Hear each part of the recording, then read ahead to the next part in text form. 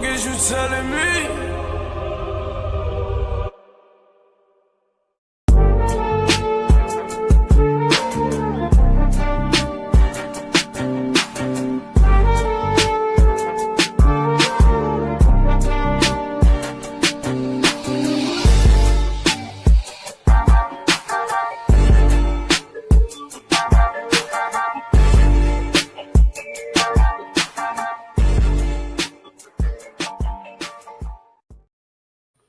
Yes, sir. Yes, sir.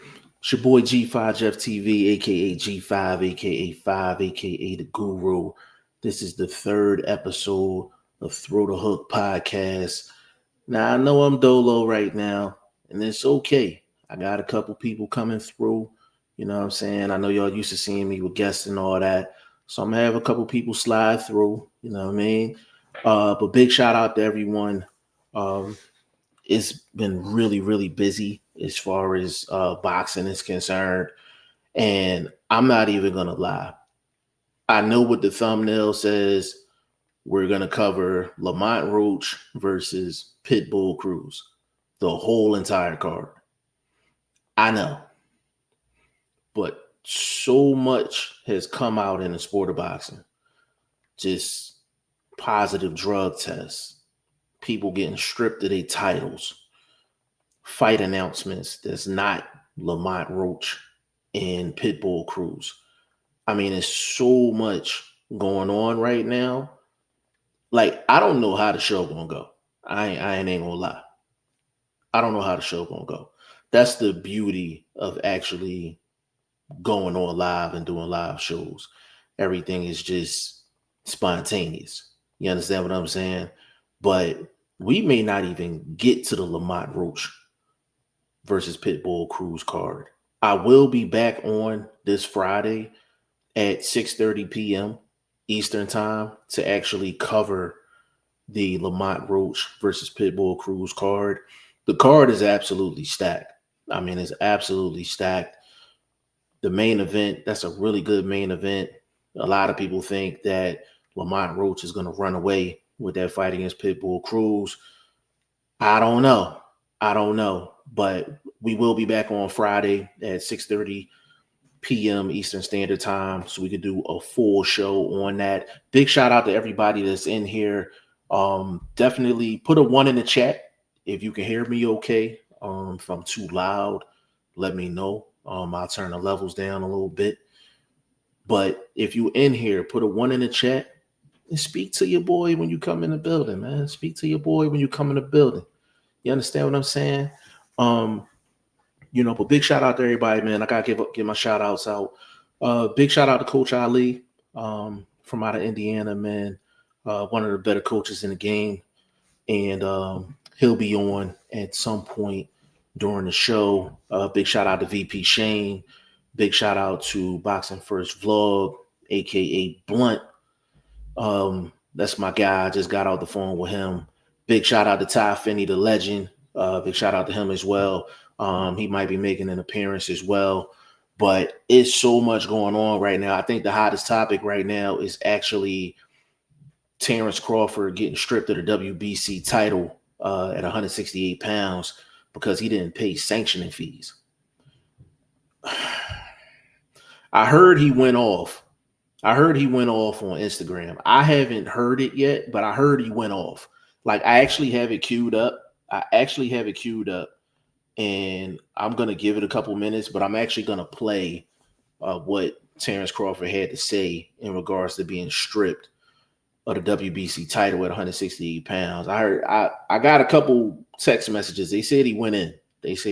Something crazy. I don't doubt it. I don't doubt it, but I definitely want to talk about that and just sanctioning fees, just the business of boxing and where that lies with, the sanctioning bodies, the promoters, the fighters, and the networks and everyone in between. So we could definitely talk about that for sure. We're definitely going to talk about that. But if you in here, put a 1 in the chat, man. Say what's up. Let me know you in here. I just need confirmation that my sound level was good. You give me confirmation that my sound level good, I'm gonna go ahead and do what I do. You know what I'm saying? But big shout out to everybody. Big shout out to Ivan Robinson too. Ivan Robinson pulled up for the first episode of Throw the Hook podcast. He hates that I call him a legend, but he's a legend in my book for sure. So what I'm gonna do is I'm gonna actually play this Terrence Crawford rant that he had on social media. So let me get that queued up real quick. Let's see.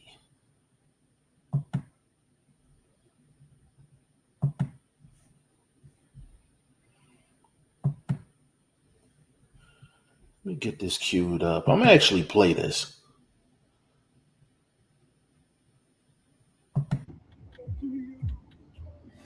Man.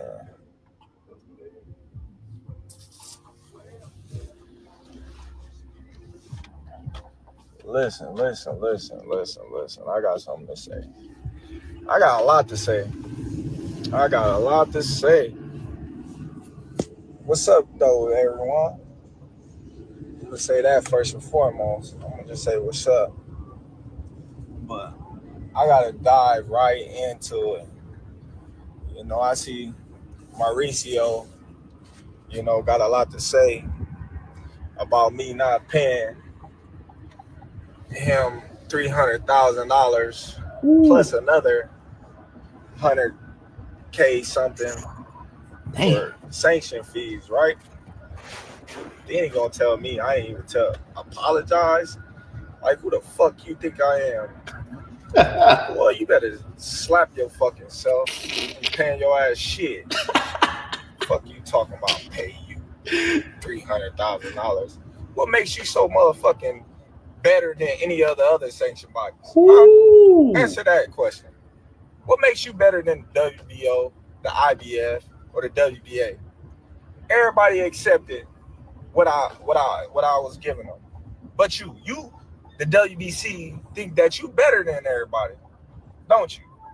So since you, the WBC, and you got the fucking green belt, which don't mean fucking shit. Fucking real belt is the ring belt, which is free. Facts. What are you talking about? Facts. You want me to pay you more than the other sanction bodies because you feel like you better than them? How in the world all the sanction bodies agreed to the same amount, but you sit your motherfucking ass up there and say that I need to apologize to you? The fuck? You can take the fucking belt. It's a trophy anyway. The fuck am I paying you every time I step foot in the fucking ring?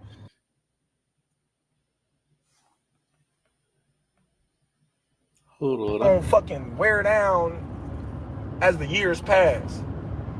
That don't even make sense. I'm the motherfucker that's putting my life on the line, not you. Mm-hmm. You ain't stepping your motherfucking ass in that ring. That's a fact. You or nobody else.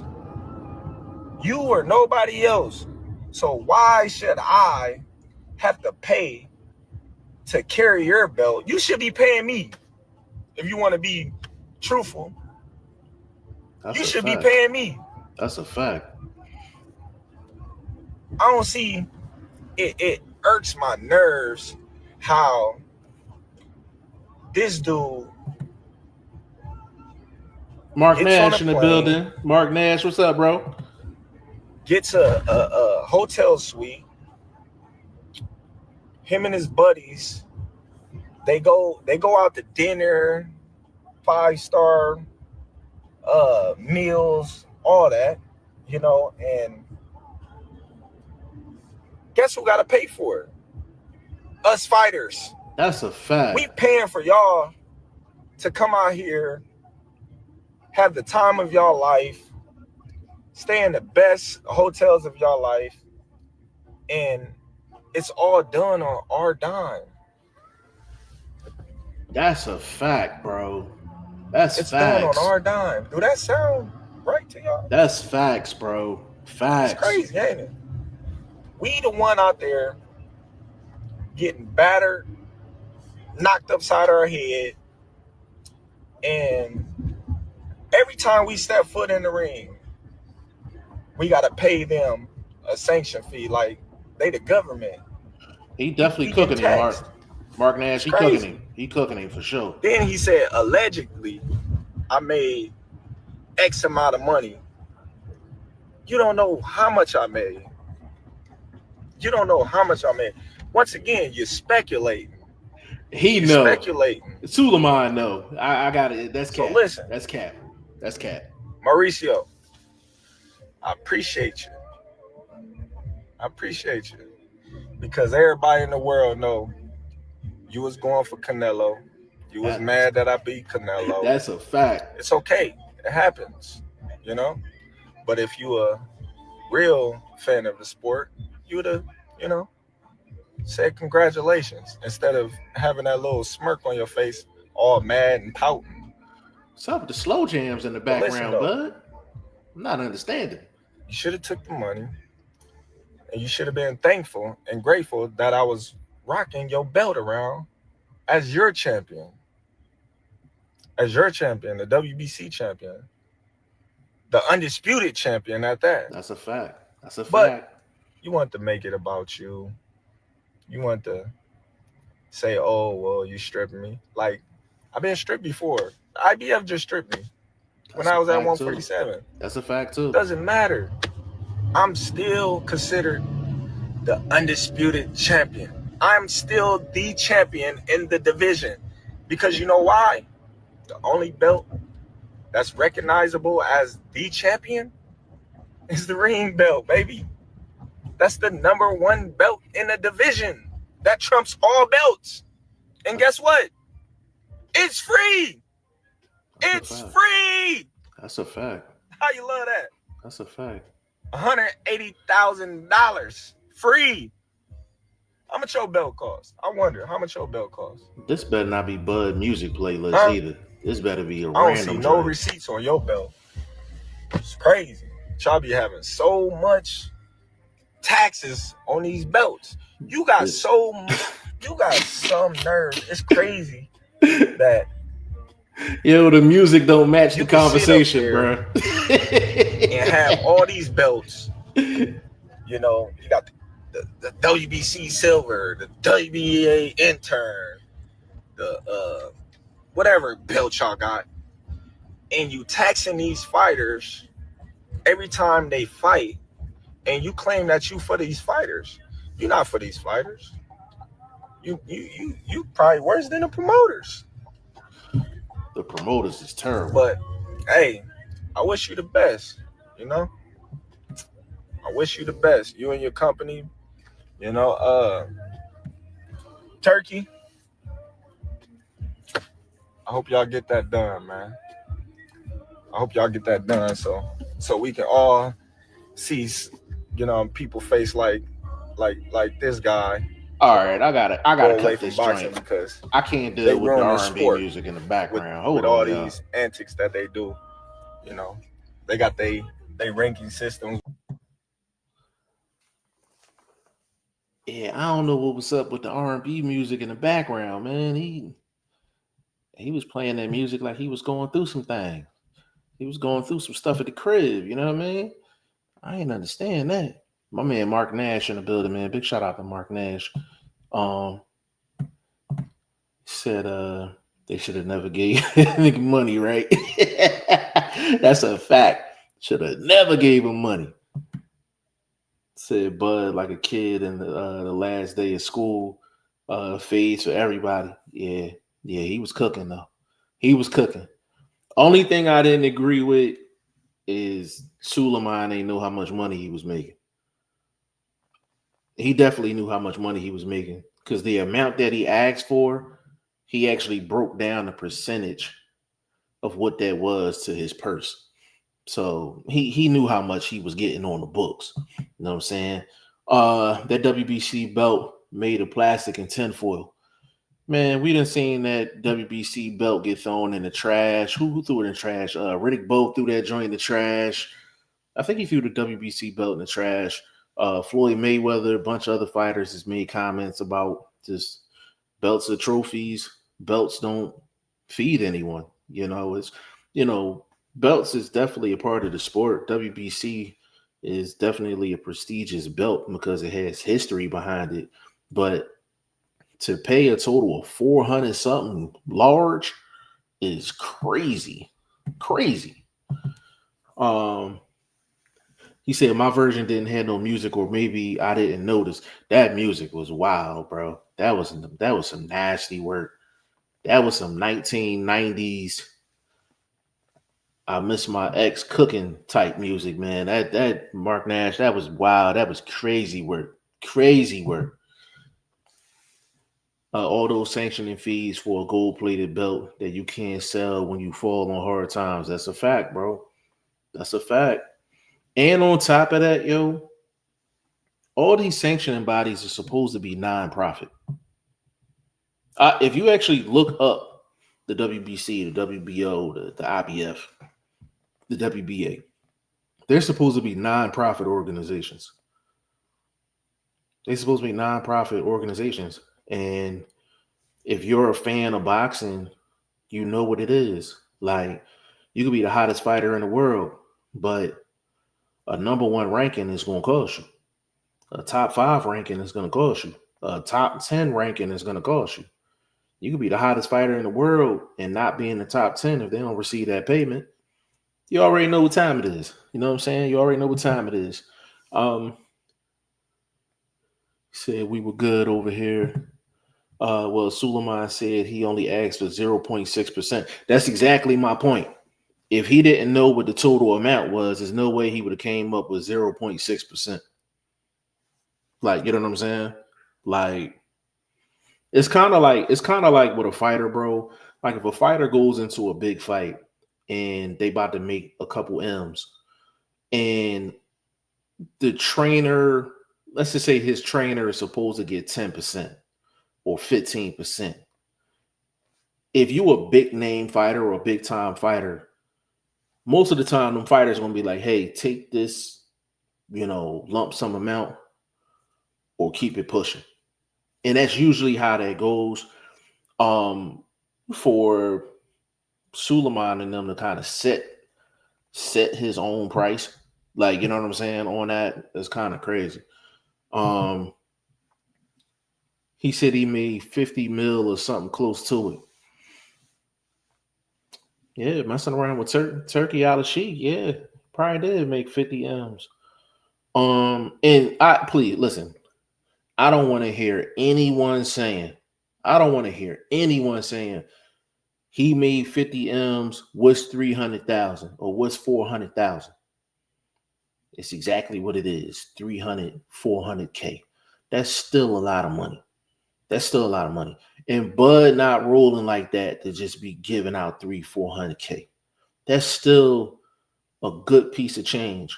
And even if he don't think that's change, he got kids. You know what I'm saying? Mark Nash said, also, I think Bud jumped to a conclusion because Suleiman didn't say apologize. The full sentence was, sorry, I'm going another route. Okay.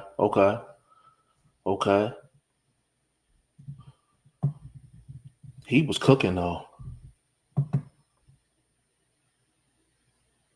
He said, bruh, screen not centered. I don't know why not. It's a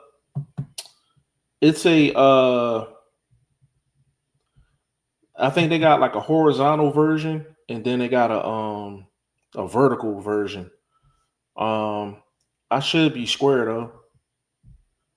I should be squared away though. Here we go. Luke West, what's going on? What you mean? You said, here we go. What you mean? Talk to me. What you mean? He said, well, the way it was explained to me, you don't pay them for the ranking. You pay the other people in line to step aside.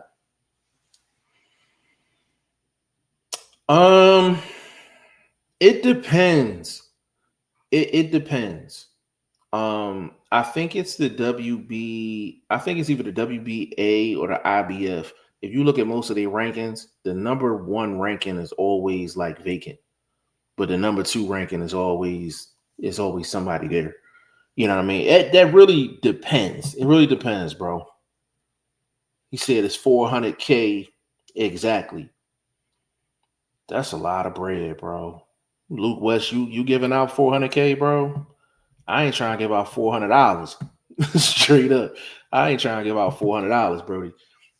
He said 400K is life changing for the majority of the world. Yeah, hell yeah, bro. Hell yeah. 400K, you know what I can do with 400K? I'm trying to flip that. I'm trying to somersault that thing straight up. He said, but my point is for Suleiman to say or close to it, meaning you don't know the exact amount.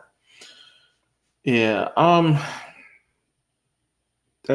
Mark Nash, you know, boxing a nasty business, bro. It's a nasty business, nasty work.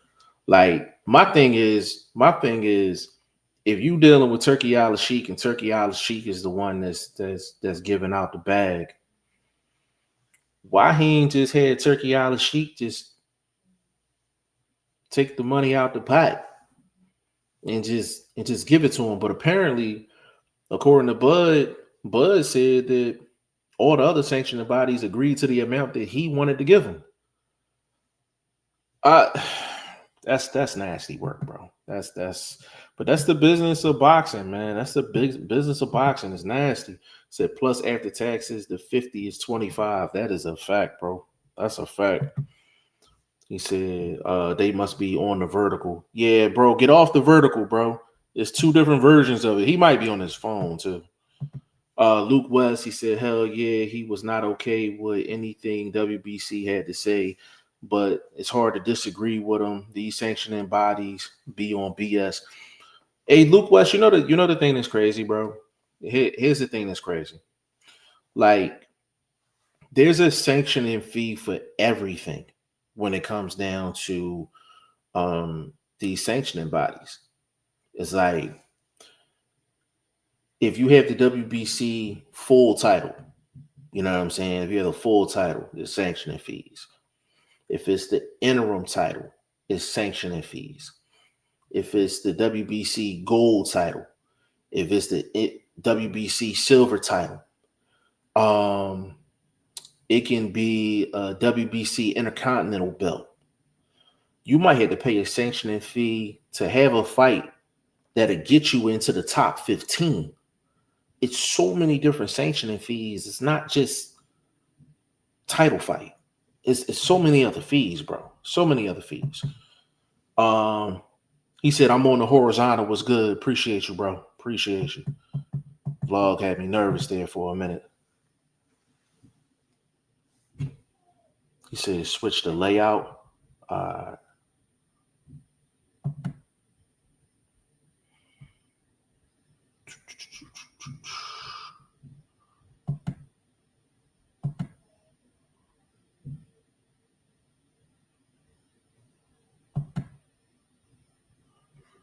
All right, what about that, bro?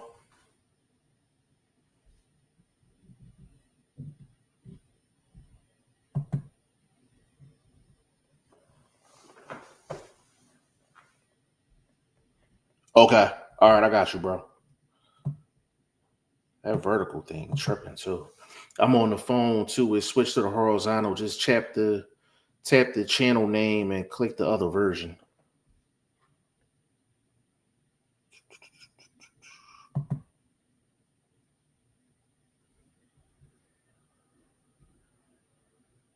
All right.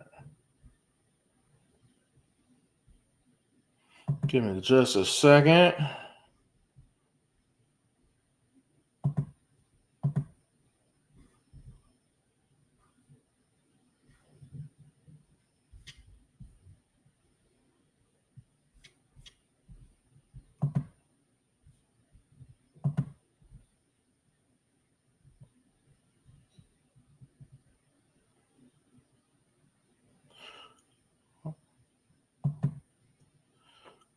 Luke West said silver, yep. And even regional titles. Yeah, regional titles too. Yeah, for sure. He said better.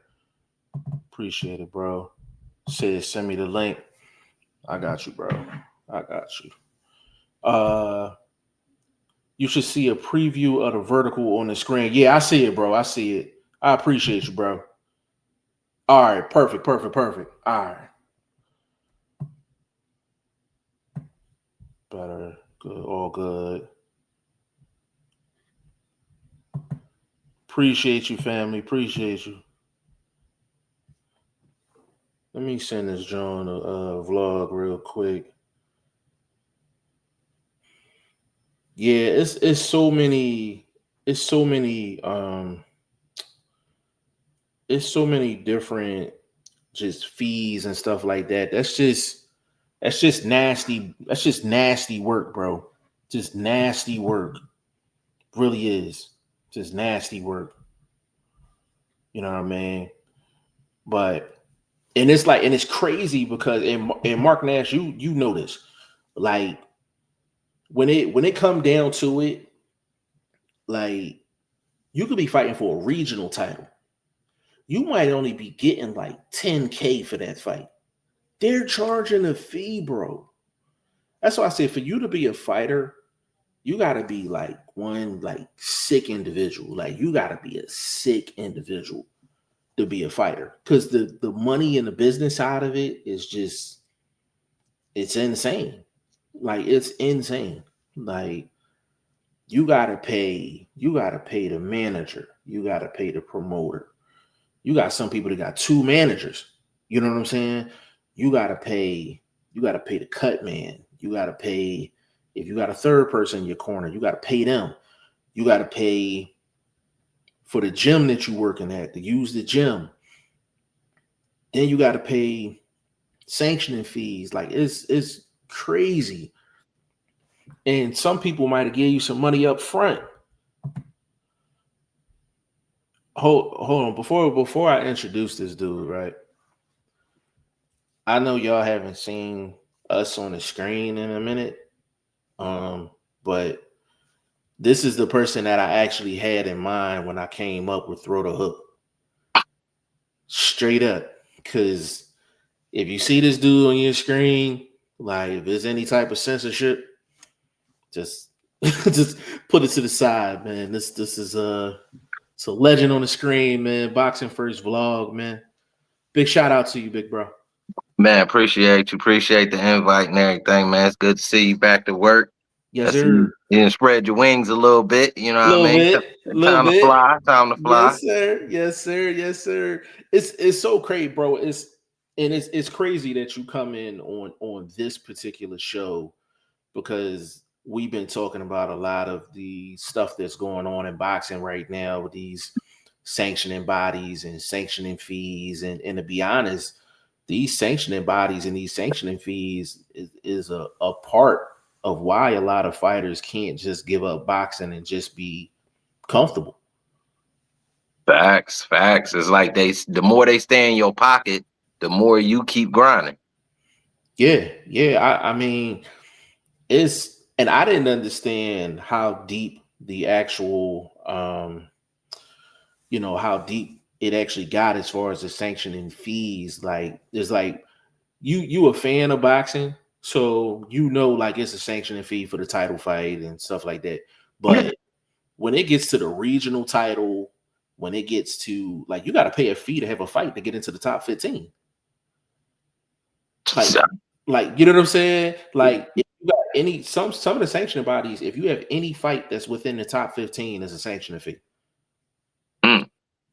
If it's a title eliminator, it's a sanctioning fee. Like it's crazy. Like it's absolutely crazy.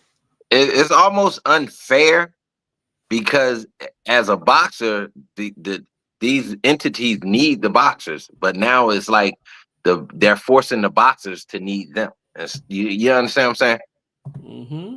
Yeah, 100%. And it's almost like they're not able to get away with it unless the promoters are tied in.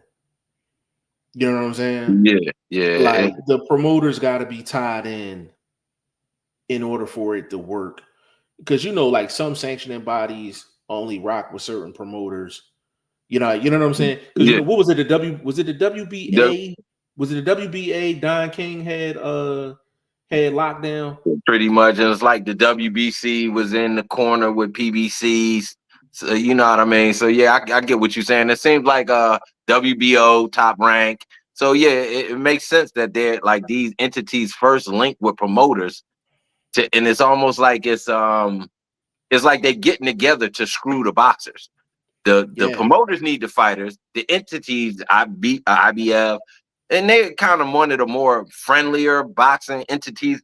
But they're the least famous. They're the least aesthetically pleasing, so to speak. You know what I mean? But right. at the same time, it's almost like they conniving together. You know what I mean? The boxing entities and the promoters are conniving together to somehow wrangle the fighters when the fighters are the ones that bring the fans to the seats. And the fans are not coming because of Eddie Hearn being at a fight. Not at all. Not at all. Not at all. You ain't lying about that. Luke Wesley said, "Yeah, I think that partially because boxers get paid so much compared to MMA and kickboxers." Let me speak on that real quick. Fighters that get to a certain level make a lot more money than MMA and kickboxers. If you're on a lower tier, they all make dog shit. All of them make dog shit. Like, you know what I'm saying? They always compare boxing to MMA in terms of how much they get paid when you're talking about the biggest cards and the biggest fighters in boxing compared to the biggest fighters in MMA. I know kickboxers and MMA people, they fighting 5 minute rounds for $500. I know some fighters is fighting for $500 in a stack. That's a fact. You know what I'm saying? Like, so it's just it's crazy. Like, I've seen sanctioning bodies at club fights and they charging a fee. Like, It's almost like it's been mobbed up and never got unmobbed up. You know what I yeah, mean? Just to figure out a new way to do it. That's what yeah, it seemed like to me. yeah, yeah. I agree. Like, it's crazy. Like, it really is. Luke West says, so because of that, these third party people such as sanctioning bodies, they can tax the whole system. It's running like the government. Like, it's running like the government. You know what I mean? Every time we get paid, we got to pay Fed taxes, state taxes. We got to pay FICA and everybody else. You know what I'm saying? Yeah. He said, "Yeah, I agree, but John Jones made nothing compared to what Canelo, Crawford, Pac-Man, Mayweather, and on and on." Yeah, when you comparing it on that level, you're 100%. They're 100% right. Like, the highest level boxers make a lot more money than the highest level MMA people. Like, that's a known fact. But the thing with MMA, everything runs through the UFC. Everything, like, it's some companies that might have a little run, but they're eventually going to end up with the UFC. And they have tiers as far as like their pay. You know what I'm saying? So nobody in MMA outside of really like John Jones and like Conor McGregor really went through that process to break that barrier for the next MMA fighter to make a bigger amount of money than they did. You know what I'm saying? If you vlog, I'm gonna take you back a little bit. We can go Mike Tyson. Even when he got out of jail, he had that. I think he had like a 5 fight, $100 million deal on the table, right?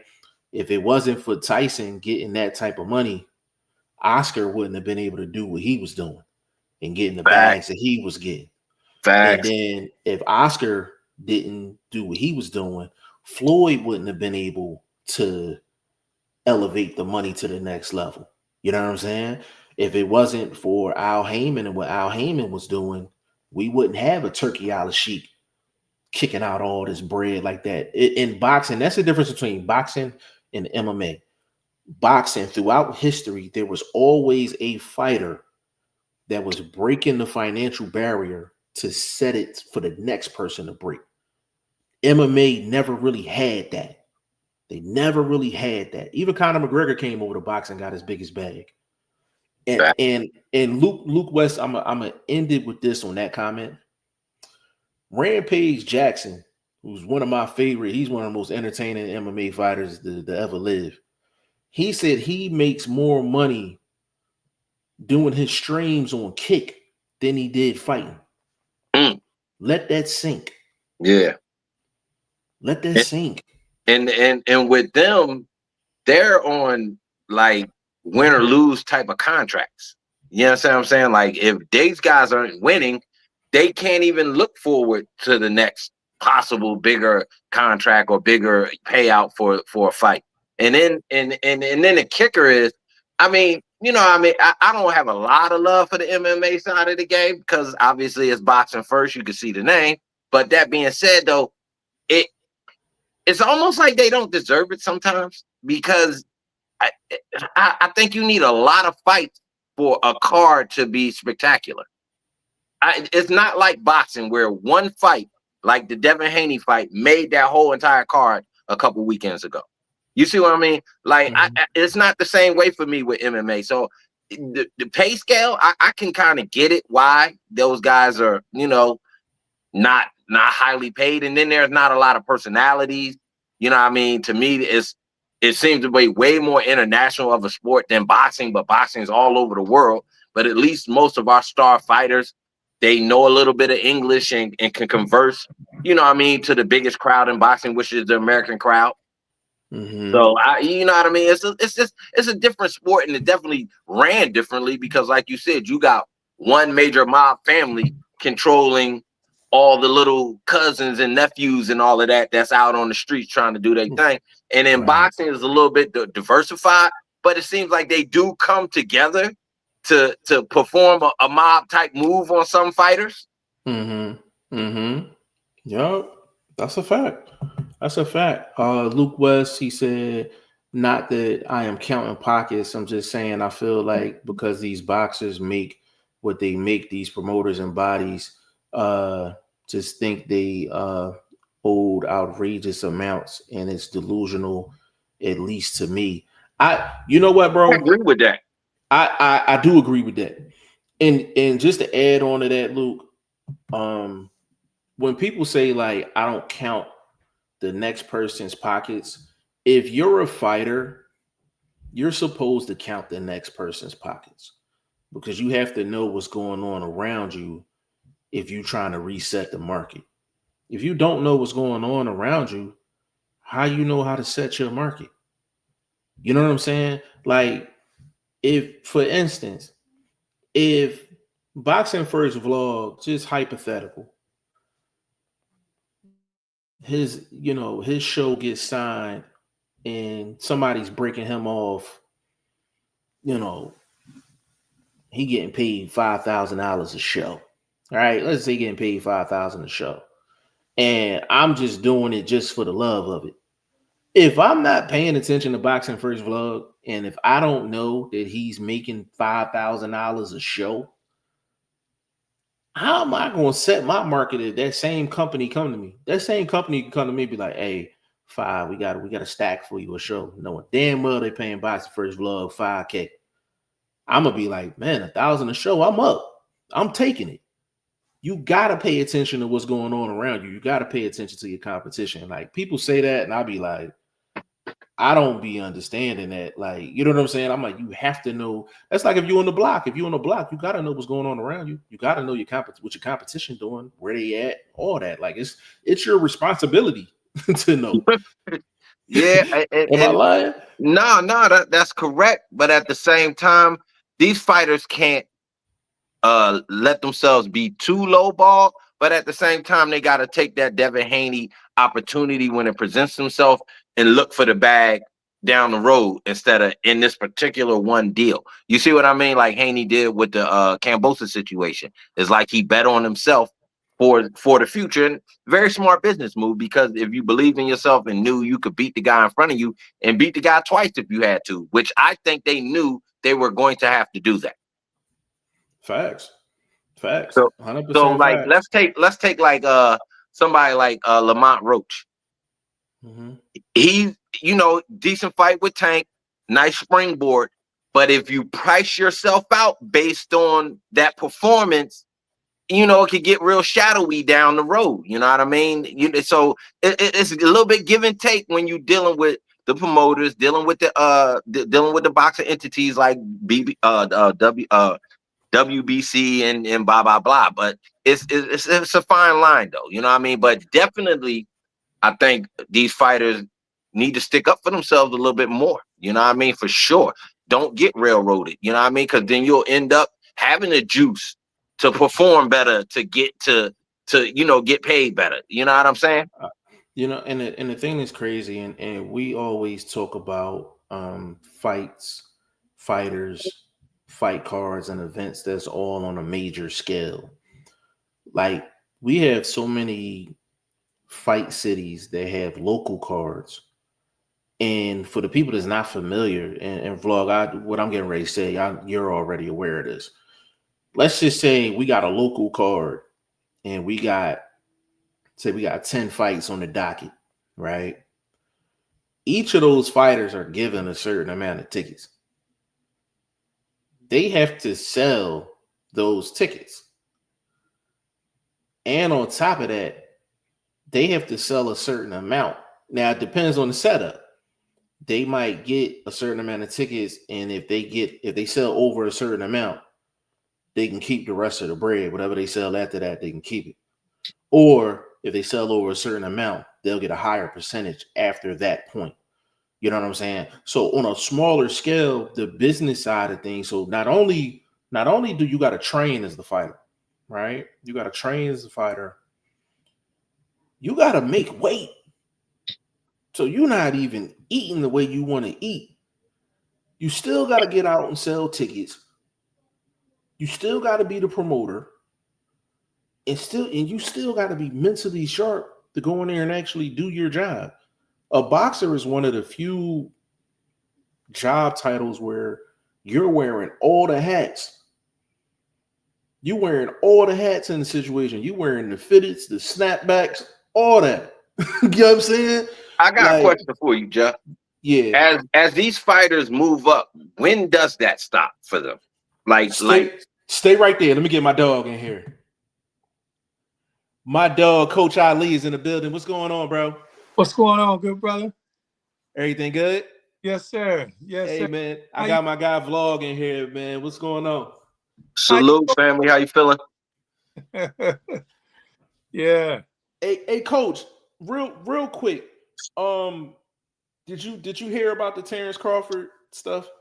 Yeah, about the fees. Yeah. Like, can I just get your opinion just on that? I know you've been around a lot of fighters and a lot of different situations. Can you kind of just speak on like just fighters and them having to deal with the sanctioning bodies and like paying sanctioning fees and things like that, Coach? Typically, the sanctioning fee is spelled out, before you take the fight, and for the WBC to want 300,000 all of a sudden, just because he made X amount of dollars, I didn't agree with that, and so I'm with Terrence on that situation. Yeah, like this and Vlog, to answer your question, bro. I think when fighters start getting like some TV money, like if their fights are actually on one of the networks, even if it's on a lower scale, I think the business model changes a little bit as far as them having to sell X amount of tickets and things like that. Fighters are going to always sell tickets to their fights.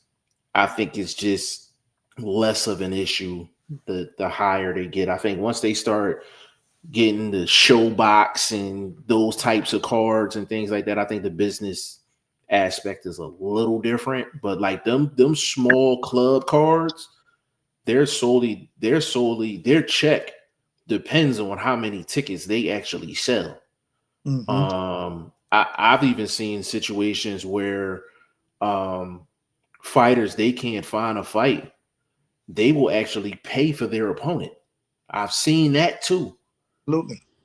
Yeah, I've seen that as well. So it's just the business of boxing is nasty. And I played the Terrence Crawford clip earlier. And he was going in, but he was 100% right. He was 100% right. But it's just boxing's just it's a nasty business. Like, can I be honest about that the Crawford situation, bro? Yes, sir. That's racial, bro. It's baiting. WBC is baiting to their race fans. That's all they're doing, because there's no reason to overcharge a dude that beat your guy. So you overcharging them for beating your guy, a guy y'all time after time put in the easiest competition for to maintain that belt. So like it's kind of underhanded, but at the same time we say, oh well, business is business. Sometimes business ain't business, and this seems to be one of those times. Right. I agree with that. Go ahead, Coach. That's one of the things about, back in the hood, if you get beat in 21 and if it's your ball, you just take the ball. You just take the rock and go home. Yeah, go. You take your rock and go home. But you know another thing though, Vlog, the thing that's crazy about it, and if you're listening, if you kind of on the fence of whether Vlog's statement is correct, I'm gonna tell you why it's correct. If you listen to what Suleiman said, he owed money from the Madrimal fight, and he still let him get the Canelo fight without the fee getting paid. I got a question. Why wouldn't Turkey pay that fee? I said that earlier. You and I think alike. I said if Suleiman really wanted the $400K, he could have just went to Turkey Al Sheikh, and Turkey would have just took that out. Like he could have just Turkey could have just paid all of the sanctioning bodies and just let the fighters keep their bread. The pot was going to be big anyway. That was $100 million fight. Yeah. But moving forward, seeing as how the WBC is conducting business, that would be a part of my negotiation for the fight. Facts. Facts. Because it's really silly, how they playing it. It's really silly. It's crazy, Coach. Like it's really crazy how they playing it. Because I feel like if a fight is getting to a certain amount of money or a certain level, like just get the sanctioning bodies out the way. Get them out the way. You know what I'm saying? Just get them out the way. You don't even. It's like having, people flood the bar, but they can't afford the top shelf. You want to kind of, you know what I mean? Go and serve them up they drinks so we can let the elite clientele come and use the bar properly. You know what I mean? They giving them that Amsterdam, bro. Man, homie. That alleyway shit. You know what it is. Yo, the joint how boxing is moving right now, bro. I'm seeing a lot more racial play coming to the forefront. Them not kind of shying away from it. You understand what I'm saying? Like, it's like Ryan Garcia and what he did just a little while ago, and it's just like even right now, like Usyk asking for Wilder. Why are you asking for Wilder? Why? Bro, if this is not race-based, I don't know what is race-based, bro. There's no reason for the undisputed heavyweight champ of the world to be calling out a guy that we know is past his prime, will not put on a fight worth $49.99. So, like, this is all race-based, bro, and it's kind of, putting a bad taste in my mouth. And I like all fighters from all genres. I was a Janibek fan before, the second cheat. I slide with you on the first one. You know, maybe it wasn't you, trainer, manager, whoever. The second time, bro, come on, dirtbag shit, bro. You know what I mean? Instead of being honest, like, yo, if y'all don't know, I know. I've had problems with southpaws. This is an older southpaw, but I needed a little bit more kick to make sure I get past this dude. They caught me. Stand on it, bro. People will respect you more. You come out and give the politician statement. It's almost like we supposed to forgive you because you got pale skin. Hey, stop telling me to Snapple iced teas is spike, man. I ain't trying to hear that, man. Bro. You know I mean? I'm not trying to hear that. Bro, Like, let that had have been a black fighter, bro. Do you know the digging and the reasoning he would have had to come up with? The goalpost is constantly moving. That goalpost like this, coach. That goalpost like this. That thing's swaying. Bro, this got to be the Windy City of boxing with the way this shit's going back and forth right now, bro. I'm so confused about why the fans think this is okay. So basically, we dealing with a bunch of fans that don't have their own individual principle. Well, you know, people love a story and a narrative to follow. And unfortunately, a lot of people are persuaded by those narratives. You know, yeah. Especially in you know when it comes to boxing. Roger Mayweather said it best. Most people don't know shit about boxing.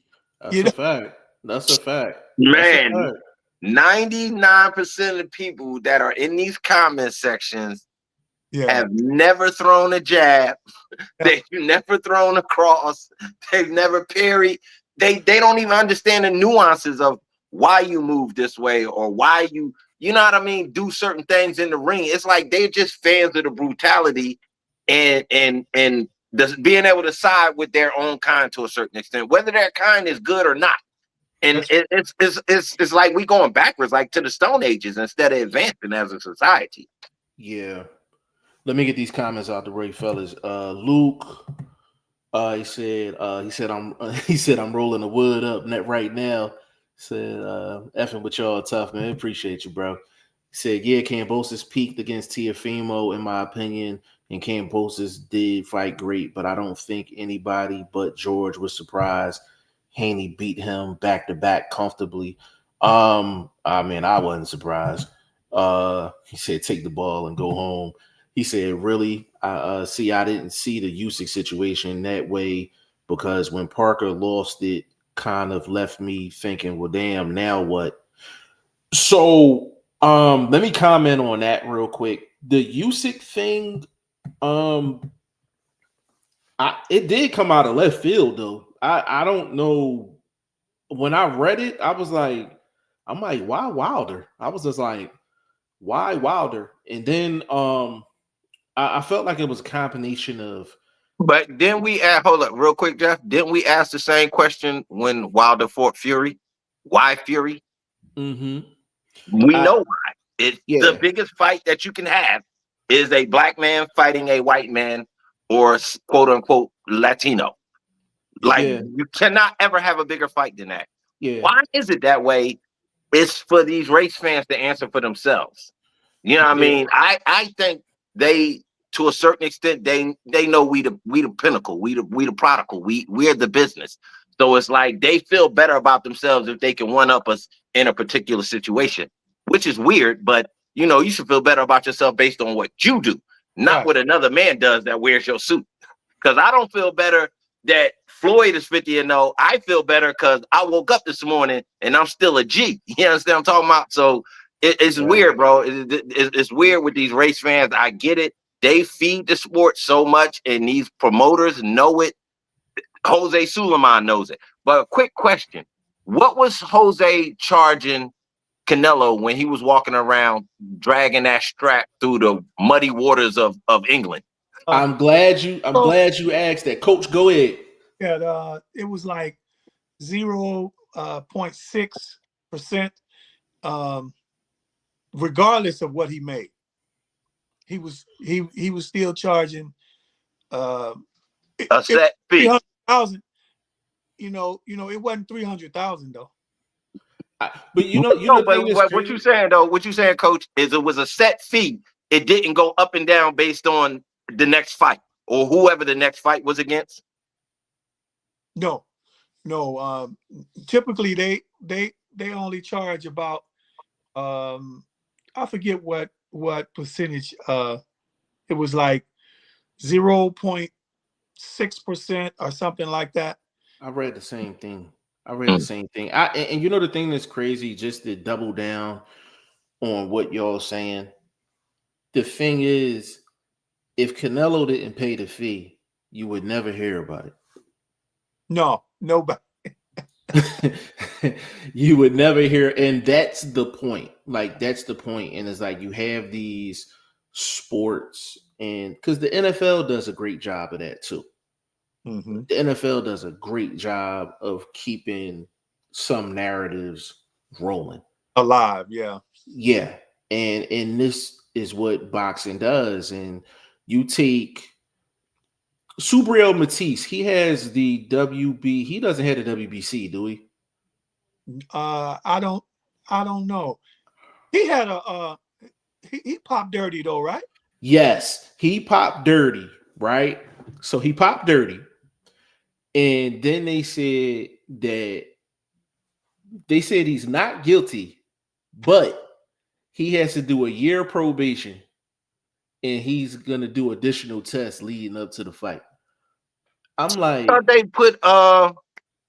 thought they moved up Paro and what's the other boy that lost to him? Man, what's the other cat? Damn, I can't think of that cat name right off the top of my head. But I thought they kicked Sabri and they took the belt from him. So now they done switched that up again. From what I read, yeah. From what I read, but I'm like, so he's not. He said he's not guilty, but he on probation for a year. I was like, it sounded like he cut a deal. Yeah, he copped the plea. Hey, that was a brown bag move under the table. Yeah, that's a brown bag. He brown bag. And you know the thing that's crazy? Janabek popped dirty, Subriel Matisse popped dirty, and I seen people in the comment section saying the fighter should still fight him. I'm like, come on. Come on, y'all. Yes. That's like saying dude got a lead pipe, but you still gotta go out there and fight him head up. Right. Like what? Like I'm just like, yo, like this is crazy. Like but it goes back to like when Ryan Garcia popped dirty. People were still upset with Haney. I'm like, Ryan's the one that popped dirty, not Haney. People was talking about, oh, well, he shouldn't have took the fight and all this and all that. That's why I said the sport takes certain situations and they take it right to the line. They take it right to the edge to get everybody to start going back and forth. And it ends up, a lot of times, it'll end up being a color thing, you know? All the time. And it end up being a color thing. I mean, you could take NFL now, like, take like Shedeur Sanders and the Cleveland Browns. You got Shedeur Sanders versus Dylan Gabriel. Mm-hmm. They towing the line. Yes. You know what I'm saying? So you read the comment section, you know who riding for who and why. You know what I'm saying? Like, you know, it's absolutely crazy. They even got his girlfriends. His girl, like, yeah, the whole building want Dylan to play. I'm like, I don't think Dylan want to play. You know what I mean? He is cheeks. He is cheeks. Like, but it's great. But it's like it's crazy just with the sport of boxing, because it's like you strip Bud immediately. You strip him immediately. And I'm like, as a businessman, I'm like, why don't you have your sanctioning fee locked up? Period.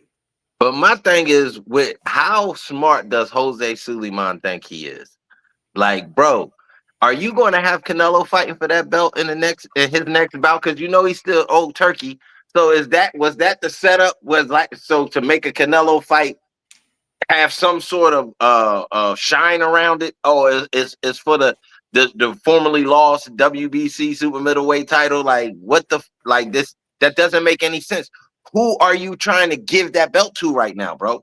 Like what is going on? I'm so confused, bro. Because you there's know not another name that will help the WBC in standing. It's crazy. Like I agree with that 100%, bro. Let me get through these real quick. Luke West said, yeah, 100% threw me off. Just not Itama. These so-called Itama fans want to throw him to the wolves way too early. I do agree with that. I think they do. I think they kind of moving him a little too quick. Gotta go check my dinner cooking. I'll be back. Love to talk and hear about boxing. Talk from people that are not unaware that jabs are thrown from the lead hand. That facts, bro. Facts for sure. Like it's just I knew I wasn't gonna get to the Lamont Roach card. I knew I wasn't gonna get to that thing today. I absolutely knew it because it's just question. Like, yeah, like it's crazy because I'm like, and I want to go to what you just stated, and you gotta question Suleiman and the smarts. So he has a problem, right? He didn't get his 400,000, right? He didn't get his 400K. Like you said, there's nobody at 168 that's gonna get him bigger money than the Canelo and Crawford rematch, right? Yeah. If you're paying Canelo like 100 M's, right? You can negotiate that thing where since Canelo lost, Canelo got to pay an M sanctioning fee. That's Crawford and his. And he ain't had to say nothing about Crawford. He could have had it built in a contract with Turkey Al-Sheikh to give him the 400 in the next bag. He could have said, "Hey, just give me a half a man, and I'm good." Right? Agreed. There's so many different ways you could have played that. There's so many different ways you could have played that. Bro, he's trying. But my thing is, what champ are you going to get that 400,000 out of right now? That's what I want to know. Because there's not another fighter coming up behind those two gentlemen who are really on their way out the front door. So how many more times are you going to get this 400,000, bro? What are you talking about, bro? You're taking the belt from a guy who would have gave it to you because I don't think he's going to really fight or finish his career at 168. He might, to me, drop down. Or if he's feeling frisky, you know what I mean, slide up to 175 and see what you could do with Bivol. You know what I mean? I'm just saying he's a person in position where Suleiman is not in a position to dangle and kind of play games. You know what I mean? It's like, bro, what your belt, bro? Take that shit, bro. I'll put that shit in the mail for you. Go to your nearest mailbox and see if that shit you can pull it out of there. Because I'm gonna get the piece of shit in there. But honestly though, who are you getting that 400,000 from right now? Right. Like if let's say you put that belt up in some kind of small tournament, let's say a little 6-fight tournament. Mm-hmm. In that 6-fight tournament, if there's not Canelo or Crawford's type of name or Charlo or something like that nature, you're not going to make $400,000 off of 6 fights sanctioning that belt. So why are you doing this outside of some race bait and shit, bro? I guess I got a question. So with Canelo and his sanctioning fee, like, did he cut him a check? Did he give it to him in a brown paper bag? Did he give it to him prior to the fight? Did he give it to him post-fight? Like, how did you collect the money from Canelo? Like, if it wasn't automatically debited to bro, the WBC. The way they set his fights up when he was on that Euro run, like he was the lost member of the Beatles, they probably got $1.5 million from him up front. Like, yo, you better go on this 4-fight run. We gonna stay out your way. Just give us $1.5 million and do whatever you want with the belt. Drag that shit on the flow. I'm saying, throw it out in traffic. They didn't care. I think that's what they did. Instead of trying to nitpick because they didn't know what the money was going to look like let's say at the gate for these Euro fights. You know what I mean? I think they just hit him off up front because they knew he was going to defend it and beat Scale and what's the other boy? Your Dimas, Yama, the goofy dude from Turkey, like that dude. You know what I mean? Like that. It's like, yo, bro. So y'all couldn't have charged him fight for that. So y'all got a little something up front, and y'all just got out his way because they're not. Even all of them runs wasn't 400,000. That's why I said, like, even when Bud said like the other sanctioning bodies was cool with what I gave them, even with that, like, did he hit him off pre-fight? Did he hit him off post-fight? Post-fight. Did Turkey pay it? Like, I think Bud would stand up and hit them off like the type of business that they seem like they do. Like, yo, it was negotiated. I win, represent you. This is what y'all want to charge me in representation for y'all belt. Not a problem. I got you if I win. Obviously, he not paying them before the fight because if he didn't win, that's just an unnecessary amount of lost money. Well, they was gonna have to pay it. They was gonna have to pay it to fight for it anyway. That's what I was saying. Like, it could have been a free joint. Yeah, that's what I'm saying. But wouldn't it have been fell on the champ to pay the majority of the sanctioning fees, or is it like a half and half thing? Because it depends. That's why I want to talk to somebody like that work at one of these sanctioning bodies and ask them, like, how does the sanctioning fee work when the fight generates, it's going to generate X amount of dollars. I know when I get paid, I don't have a conversation with the federal tax. They going to get theirs before I get mine, right? Yeah. And I'm like, if you're the WBC or any of these other sanctioning bodies, why is the sanctioning fee not taken care of by whoever is throwing the fight? Because usually what happens is if a fighter refuses to pay the sanctioning fee, they'll still let them fight. Yeah, they just pull the belt. They'll say, you can't fight for my belt, but you can still fight though. Yeah. They don't control the match itself. They just control the representation of whoever after the match. Correct. So that's like I said, bro. This is snake oil, bro. Your boy he just throwing salt in the game, trying to throw mud on the champ because it's just a way to try to make them look bad. Look, they don't pay child support. They don't take care of their kids. All of that stereotypical BS that they tend to do in regards to us. But you know what I mean, bro? It's see through, man. It's like Saran wrap, bro. It's see through. And it's crazy because I'm like, you don't have an alternative. Like, so I'm like, so if they do rematch, right? Check this out. So Terrence Crawford, Canelo Alvarez, they do a rematch. So now Bud got stripped of the belt, right? So he's not going to fight for the belt. He's not going to fight for a WBC belt ever again, right, in life. You know what I'm saying? So Canelo can't come into the fight and say, hey, I want the WBC belt on the line, because both guys have to be eligible to win it. The only way you can have a situation where one person can win the belt is unless the other person misses weight and they lose their belt on the scale. That's the only way a person can go into a fight and only one person is eligible to win the belt. I think this is round table.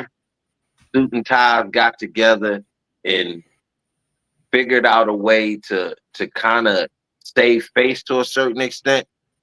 Because if you can give Canelo, a ride out to the sunset sort of victory, a strap around his waist, something like that, because they had to up them fees to something astronomical like that, or something unreasonable. I wouldn't say astronomical because I hope my man made a decent sum of money, whereas though 400,000 wouldn't have, crush the bank type of thing. We But talking about Bud?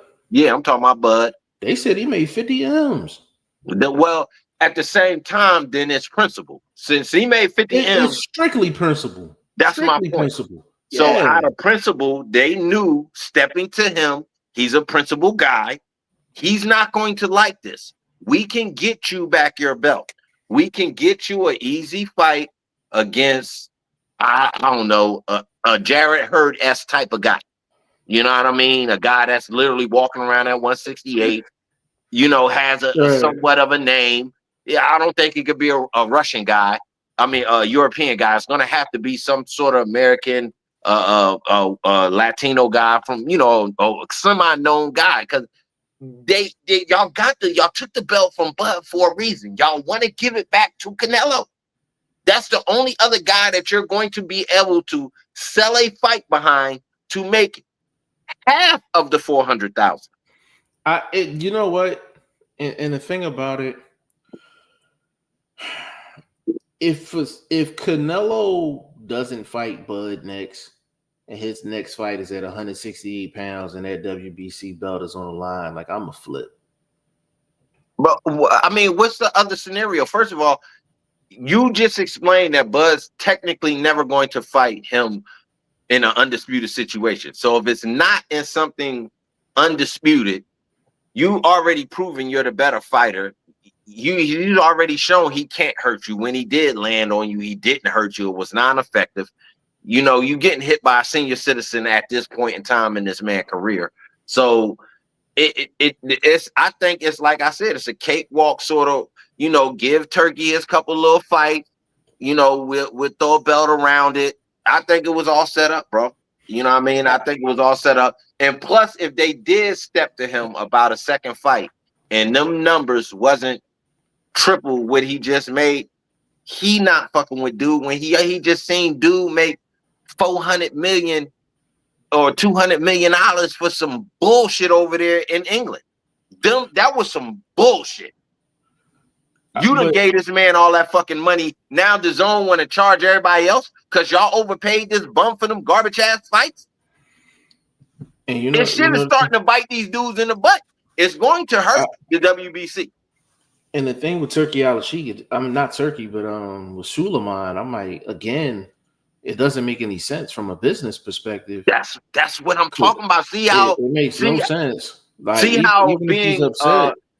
how being shady and being, the way that people can be towards us, it can turn around and backfire you, and we ain't got to do nothing. We ain't got to do nothing. And there's so many other ways. It's so many other ways he could have got the 400K. All he had to do was tell Turkey, and I'm sure Turkey would have just pulled the 400K from out of his purse. Right? But listen, like, what Bud gonna do? What Bud gonna do after he done came up 50 M's and is like, and Turkey like, hey, I had to take out 400, to get a WBC they sanctioning fee. What is he gonna do? Sue over 400,000? He gonna spend that in lawyer fees? Yeah, he gonna spend that in lawyer fees. That's why I said it doesn't make any. That's why I said it's set up. It's something that they discussed and they ping pong that, okay, we do this is gonna be the reaction. If they do that, we're gonna react this way, blah blah blah. It's all discussed and pre-designed because first of all, they know their enemy. Their enemy is a highly principled dude. We ain't never seen Bud move incorrectly, so to speak. Nobody's perfect, but we haven't seen him move incorrectly when it comes to business. He stood on business when it came to Bob Arum and the nonsense that was going on at Top Rank. You know what I mean? He fought and earned whatever he earned. He fought and stood on it. He didn't turn around and complain and say, yo, I should have made this. He just made whatever he made and he stood on it. And he waited till the time came that these big fights way well deserved. I'm never the biggest Bud fan. Don't get it twisted, but I'm speaking pure facts. They moved the way Haney and them moved. Like, yo, we handle business in here. The other business gonna line itself up. And that's exactly what happened for the both of them dudes. You know what I mean? That being said, when you dealing and you know what you're dealing with, I think at this point, I don't think he's gonna fight again. Who, Because, Canelo? no, I'm talking about Bud. Well, I think what's going to happen. I think the rematch is going to happen. This is what No. this is what I think though. I think Bud is going to tell Canelo, if the WBC is involved, I'm not doing the fight. And Canelo's going to want the money. And he had issues with the WBC in the past too. You But remember when he? Yeah, but he's always wrangled them back in because they know outside of, at the time, them not making no money off the Benavidez situation and him walking around with their belt for however long he had their belt, and them not making no money off of these second tier sort of champions at 160 or 147, or you know what I mean, when welterweight wasn't that big of a division at the time. They like, yo, we gotta tie our horse to somebody. So they tried to take advantage of a dude that was about his business, and Canelo obviously about his business. And then they turned around and was like, yo, we better off just kind of taking whatever we can get in this situation because he's the hottest commodity for that side of the river. It's crazy. Like, it's absolutely crazy because it's like, if it was a PBC card, Al gonna make sure that sanctioning fee is taken care of. If it was a WBO and it was a top rank card, Bob Aaron will make sure that sanctioning fee taken care of because they in bed with them. This different type of work. This long after the fight, bro. This is a long time for this to have now be an issue, bro. This is borderline some nasty work. Like, I almost feel like it's a part of the story that's not known. Like, it just don't seem right. Like, it's a dumb business decision. It's not going to help build the second fight if y'all were trying to talk, because Canelo's already said he wasn't in thoughts of another fight against Bud. That's out his own mouth. So knowing that, to talk him into it, what is y'all have to dangle a carrot? Like, it'll be champ versus champ sort of fight. Like, yo, we'll give you a cupcake joint real quick, your own card. It won't have to be on no rider season, but it may have to be because he owes them fights. So this is weird, bro. I understand why they did it based on who they are and the entity that Jose Sulaiman has already presented himself to be, and the support he's shown racist fighters in the past. Bro, I think it's just behind just the race bait, the way to try to smear dude in some kind of way. You know what I mean? And at the same time, it could be an argument. Is he undisputed? He never defend. You know what I mean? But at the same time, he technically is undisputed, but he ain't got y'all belt, so he not undisputed. What he like? What? It's salt, bro. It's seasoned salt. I can't even disagree with that. But I think they need each other at the end of the day, because neither one of them has an opponent bigger than the other name. You know what I'm saying? Nah, that's not true. I think Bud can create a $100 million fight going up to see a Bivol, or even going back to at one. Well, his biggest fight would have been against Janabek, but that's not going to happen because dude is he shot himself in the foot. So that would have been something legendary. You know what I mean? To even be able to kind of run a quick little gauntlet at middleweight. Yeah, I mean, Bud has fights. He has fights. He has fights. It's not. He don't have $100 million fight. Yeah, but at the same time, I don't even think it's going to draw them eyes like that. I don't think it's $100 million fight because we already know what we've seen. Yeah, it's not. And on top of that, if he continues with the WBC stance, then the 160 doesn't make any sense because he's not going to go undisputed because he's not going to fight for a WBC. No, but just to add on to I got you. the weight, the weight situation. I think he could pass Pacquiao. I got you. Yeah, you know what I mean? Yeah. He need 2 more divisions to pass Pacquiao. I don't know. Pacquiao is like no. I don't think you can catch Pac because Pac had like 9. He had like 9. 8. 8 or 9. Yeah, but but I mean, still, even if you drop back down, that'll show your conditioning. That'll show You know what I mean? Why it's you? just it. You know the thing is the thing is that's So you crazy actually, about real quick, you actually think that's the only fight he got? Is Canelo? with that type of money, yeah. You don't think Bivol is $100 million fight? Mm-mm. Nah, Was nah. Bivol Canelo $100 million fight? Only because it was Canelo. Mm. I think Bud by himself doesn't garner 100 M's. Bud and Canelo garners 100 M's. You know what I I'm know. saying? You know why I almost disagree with you, and that would only be based on the opponent, is because I think people will pay to see Bud lose. You think he at that point now? That people. He's 50-50. You love him or you hate him. To me, that's a marketable way to go. You know what I mean? You stand right on your lane. You stand right in your lane. You're not swerving to be this goody two shoes Bible toting type of guy, and you're not swerving to be a gun toting liquor store robber. So I think Bud stays in his lane. You know what I mean? And I think people would pay to see him lose.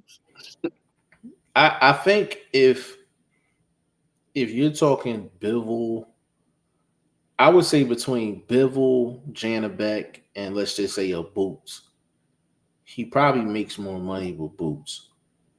He ain't gonna fight Boots. I know he's not, but I'm just saying. You think?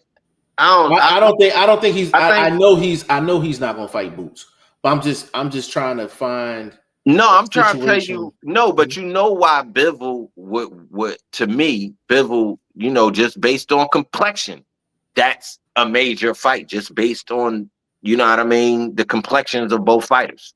Well, it's a big fight because it's some history going on with them too, just in terms of how great they are, and the winner, you would have to really question where they're at as far as like all-time status. So I get it from that aspect, but Bivol fan base is so bad. When he beat Canelo, they still wasn't talking about Bivol. He mopped Canelo, mopped him. They still wasn't talking about him. His fan base is terrible. He's one of the best fighters I've seen.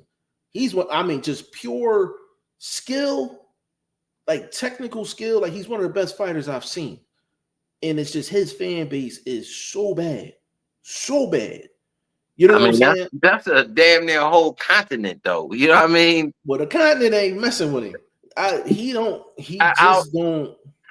think if it's marketed right, bro, you know what I mean? Especially based on the fact that they both beat Canelo.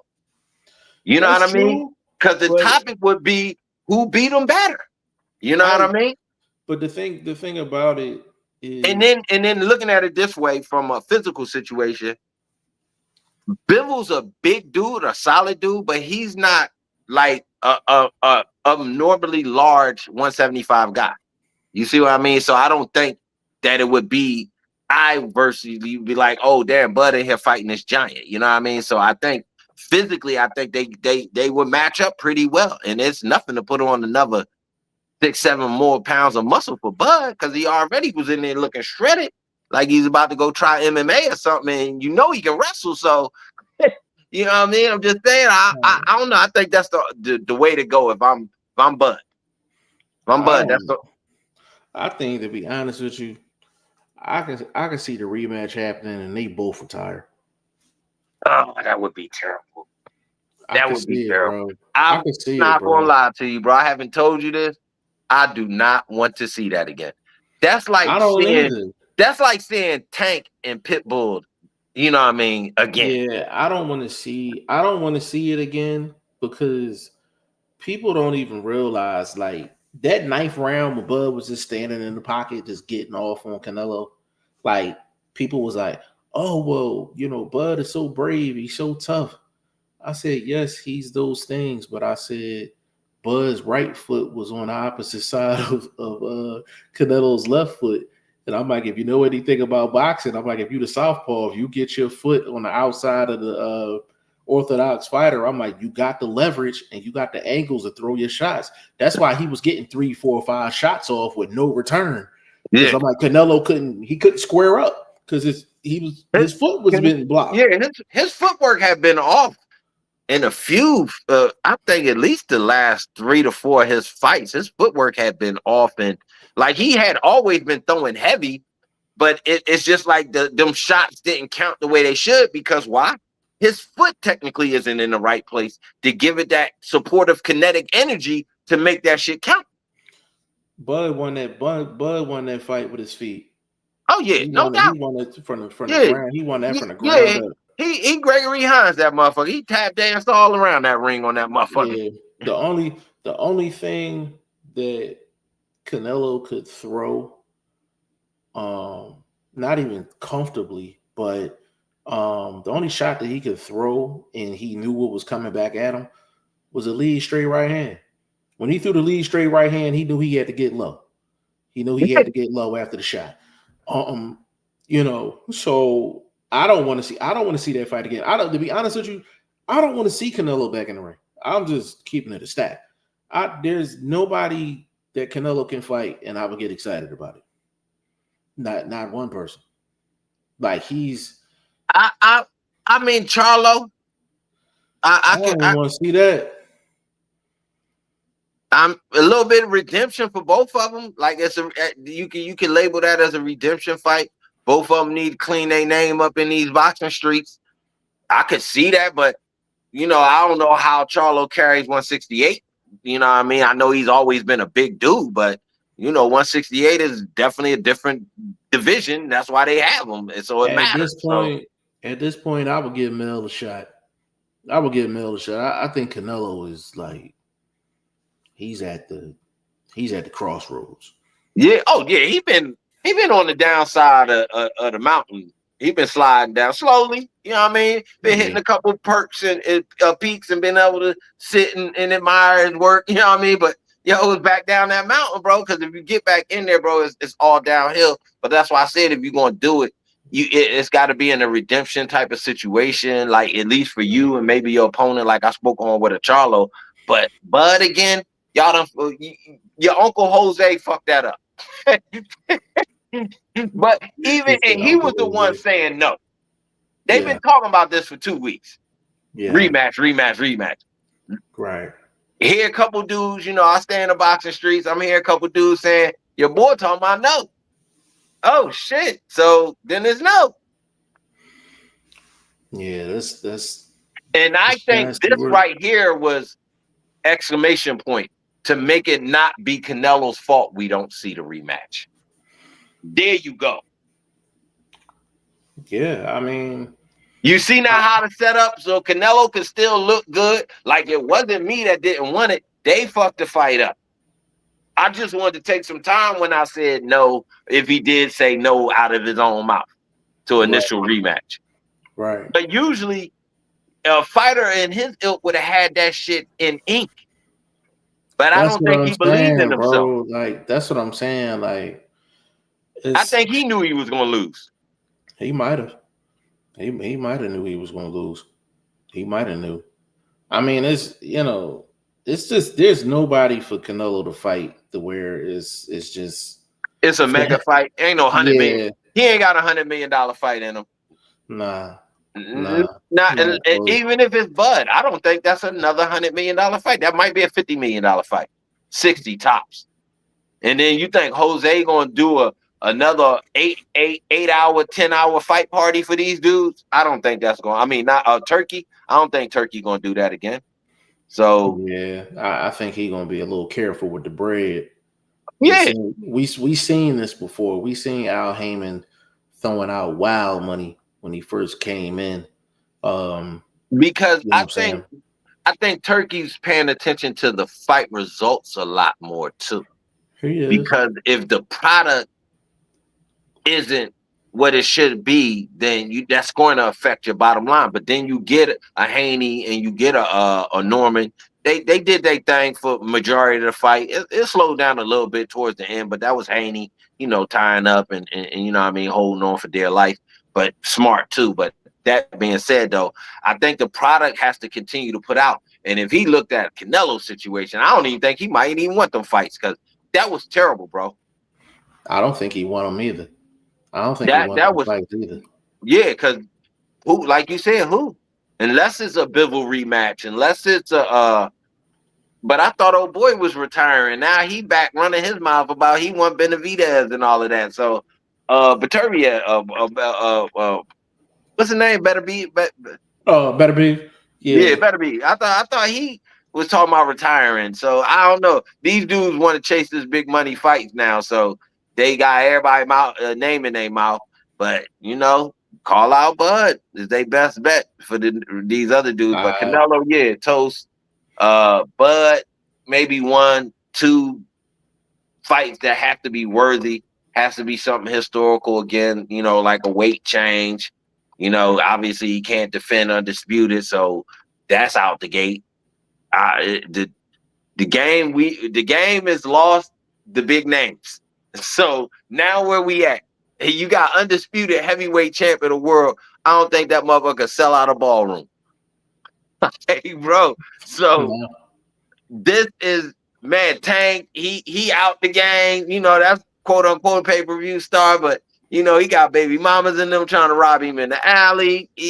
Bro, the game might be a little shady right now. It might be Pro Box TV for me. Yeah.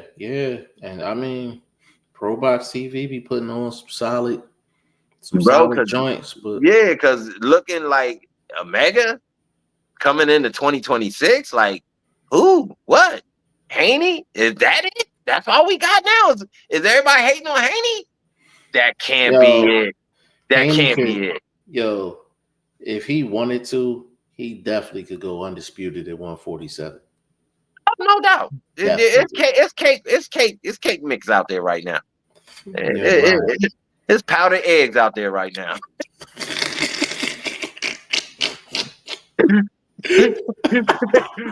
You ain't even got to beat them up, man. Just pour some water on these motherfuckers. They done. Cook them up. Oh man, it's a buttercream out there, bro. Man, homie. Oh my God. I mean, a dude that went draw twice to hold the belt. Man, y'all should have stripped him just on the strength you had to draw with a dude that was 59 years old. Bruh, like Barrios is cheeks, bro. He is so cheeks. Like he is cheeks. Yo. And ain't he WBC? Yes. That's nasty work. Man, that's nasty work. Bro, Jose Suleiman should go dig a hole and stick his fucking head in it. Bro. Seriously, bro. Like, what are you doing right now, bro? This the same dude that didn't strip Gary Russell, and he was fighting once every year and a half, 2 years. He had the belt for like 6-7 years. He was only getting one sanctioning fee like every year and a half. Bro. Gary was like, y'all ain't making no money off me. Right. And I'm gonna hold y'all belt. Right. Oh shit, this shit is comical, bro. Suleiman was probably like, hey Gary, you going to send that belt back. He probably was calling him on the phone. He's like, hey, I sent it back. It was stuck in the mail. It said return the sender. Return the sender. Yeah. Like, yo, I sent the priority. You ain't get that little green card back? Yeah, you ain't get that little green card. Yeah. Yeah, he had that shit on hostage. He was like, Gary about his money. He was like, you motherfuckers not robbing me. That is not happening. And plus, they probably would have wanted to rob him for some fight he wouldn't have made no money off of. Like, he would have probably got charged more than he was going to make money on a fight. So no wonder he ain't really want to defend that belt like that. But at the same time, what else y'all going to do? Y'all ain't got no name to give it to. You know what I mean? They tried to give it to the Filipino boy, but he couldn't hold the shit. I don't know what Suleiman was thinking on this one, bro. Like, Yeah, I don't know what he was thinking. Like, maybe they get on the phone and work something out. But you think? Do you right now? You think Turk could? Could he Don Juan it? Could he get? You know what I mean? You think he could call for a meeting?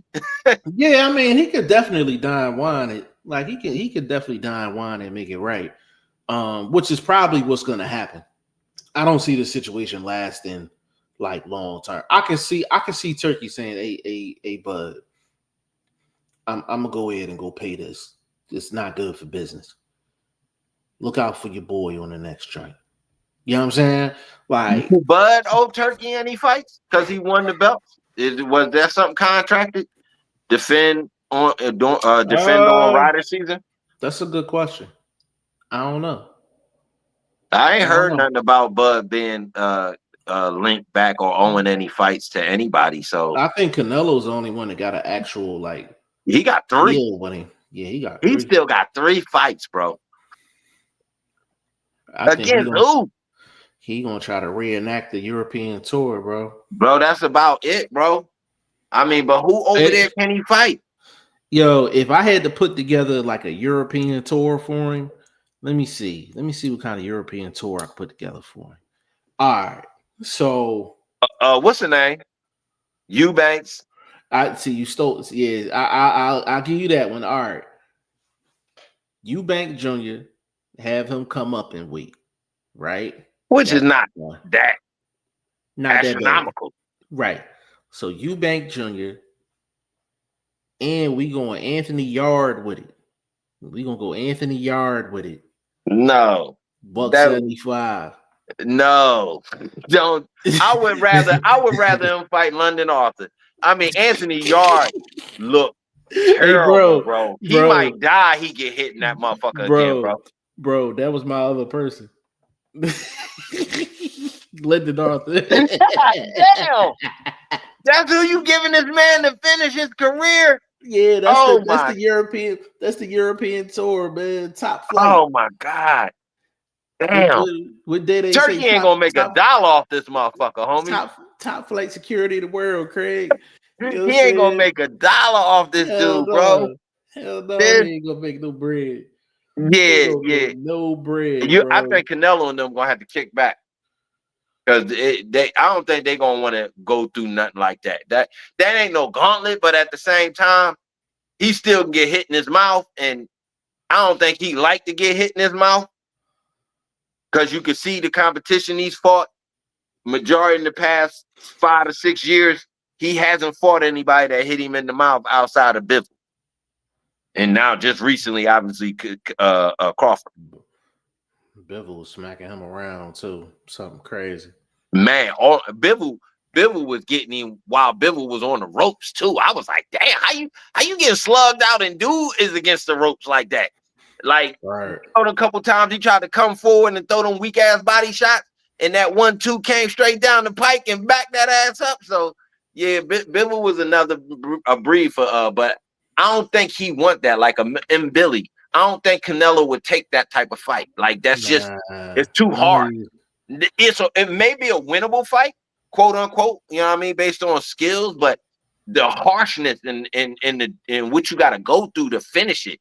I don't think he want that, bro. Like he didn't even look like he wanted to put in that much effort against Crawford. Like I didn't really see him per se trying. I'm not gonna say he wasn't trying. What I will say is he was like, "What kind of motherfucking puzzle was this?" Like I can't put the pieces of this puzzle together. He looked confused. He looked confused. He looked confused more. Yeah, but that's my thing. If you trying, ain't that mean you doing something different? He literally did nothing different that whole entire fight. It was. So is there effort in can you really say that's effort if you did what you're doing is not working, but you're showing me you trying, but you're not showing me nothing different? Well, that's what you call a fool. You know what I'm saying? Like that's a fool. He foolishly fought that fight the same way all night instead of him in his corner being this legendary fighter and this legendary team to try something different. Yeah, they definitely didn't have no plan B or plan C. I mean, they was doing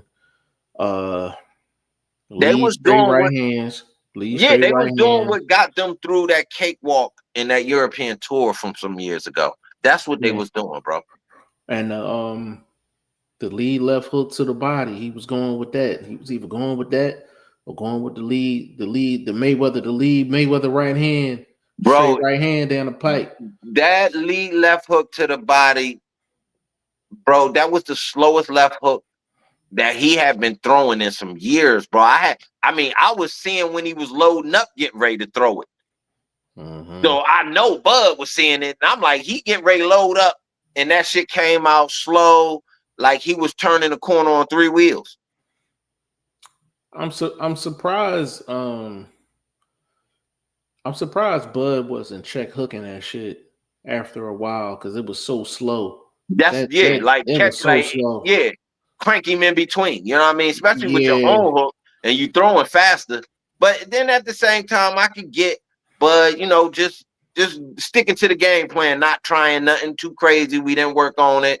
You know what I mean? Like he definitely didn't eat nothing too serious when it came to that. So he got a couple times where Bud was he hit Bud with it, but Bud was finishing up a combination, but it didn't matter. Like it wasn't. Yeah, he don't have strength anymore.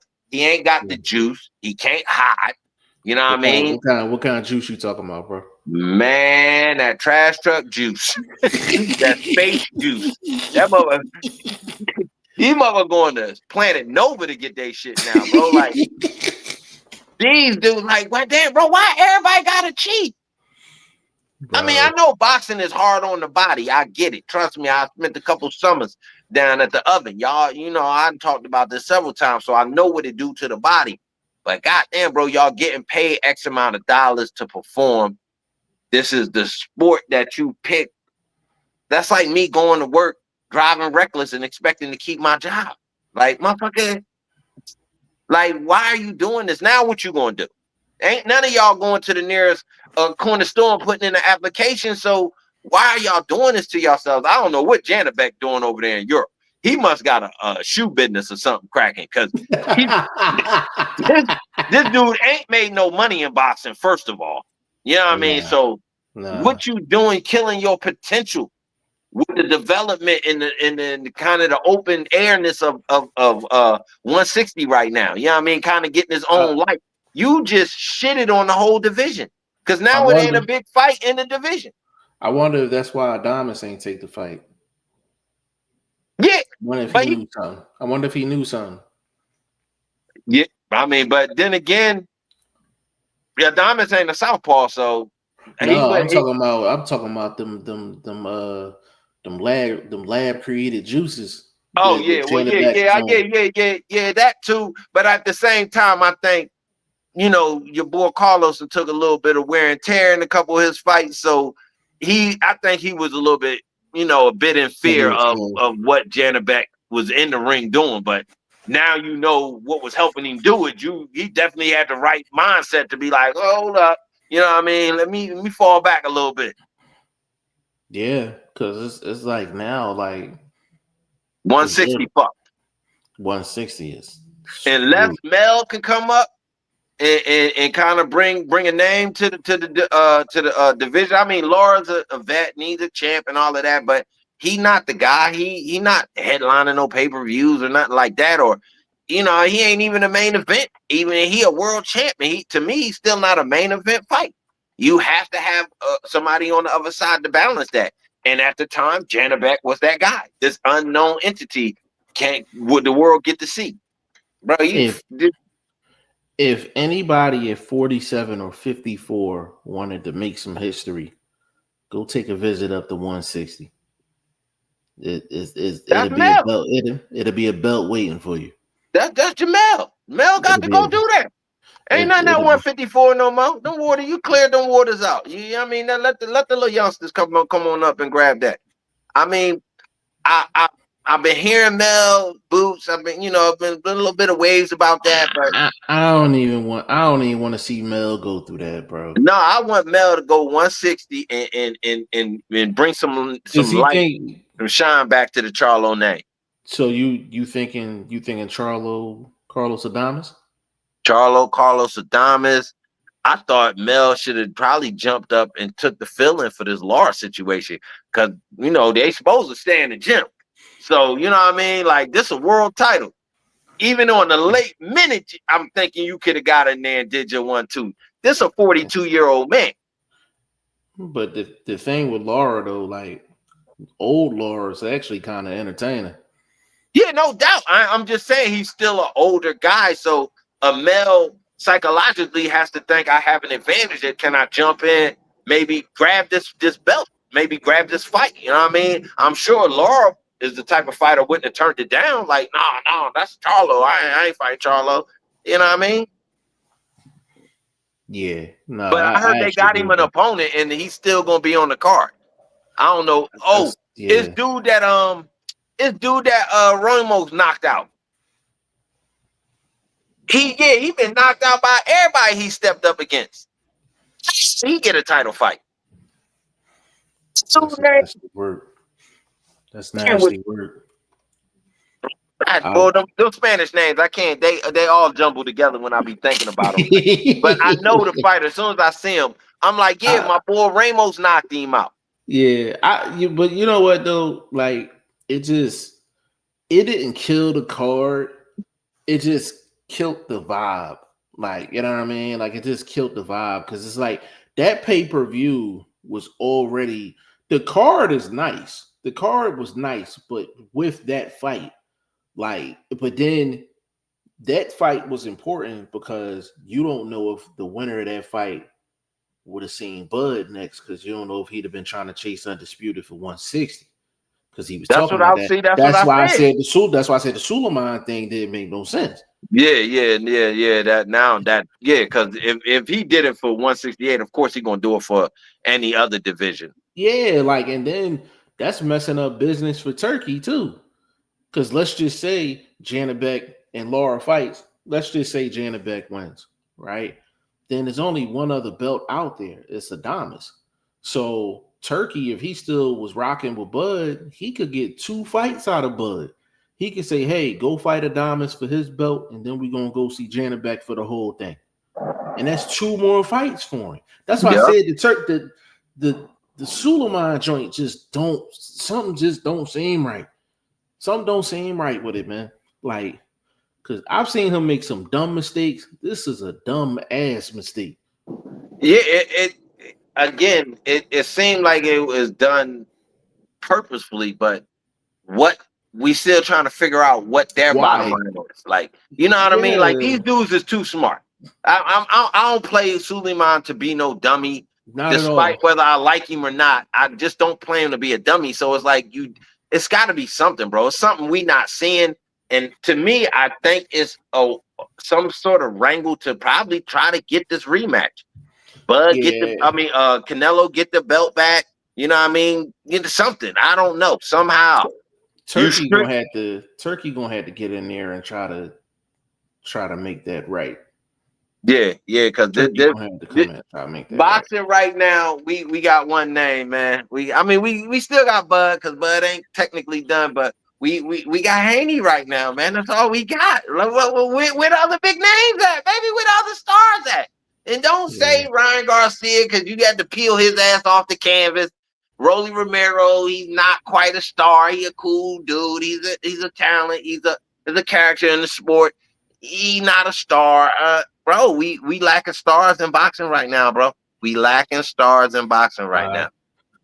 I agree. And I think the ones that could be stars, you're probably looking at another 2 years for them.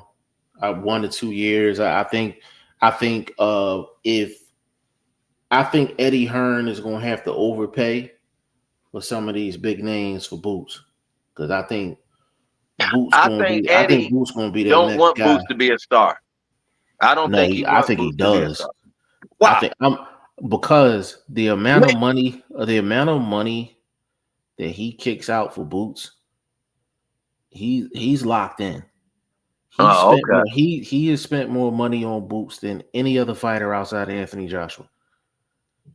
I mean, he ain't had a talented fighter like that either. He's had guys with recognizable names.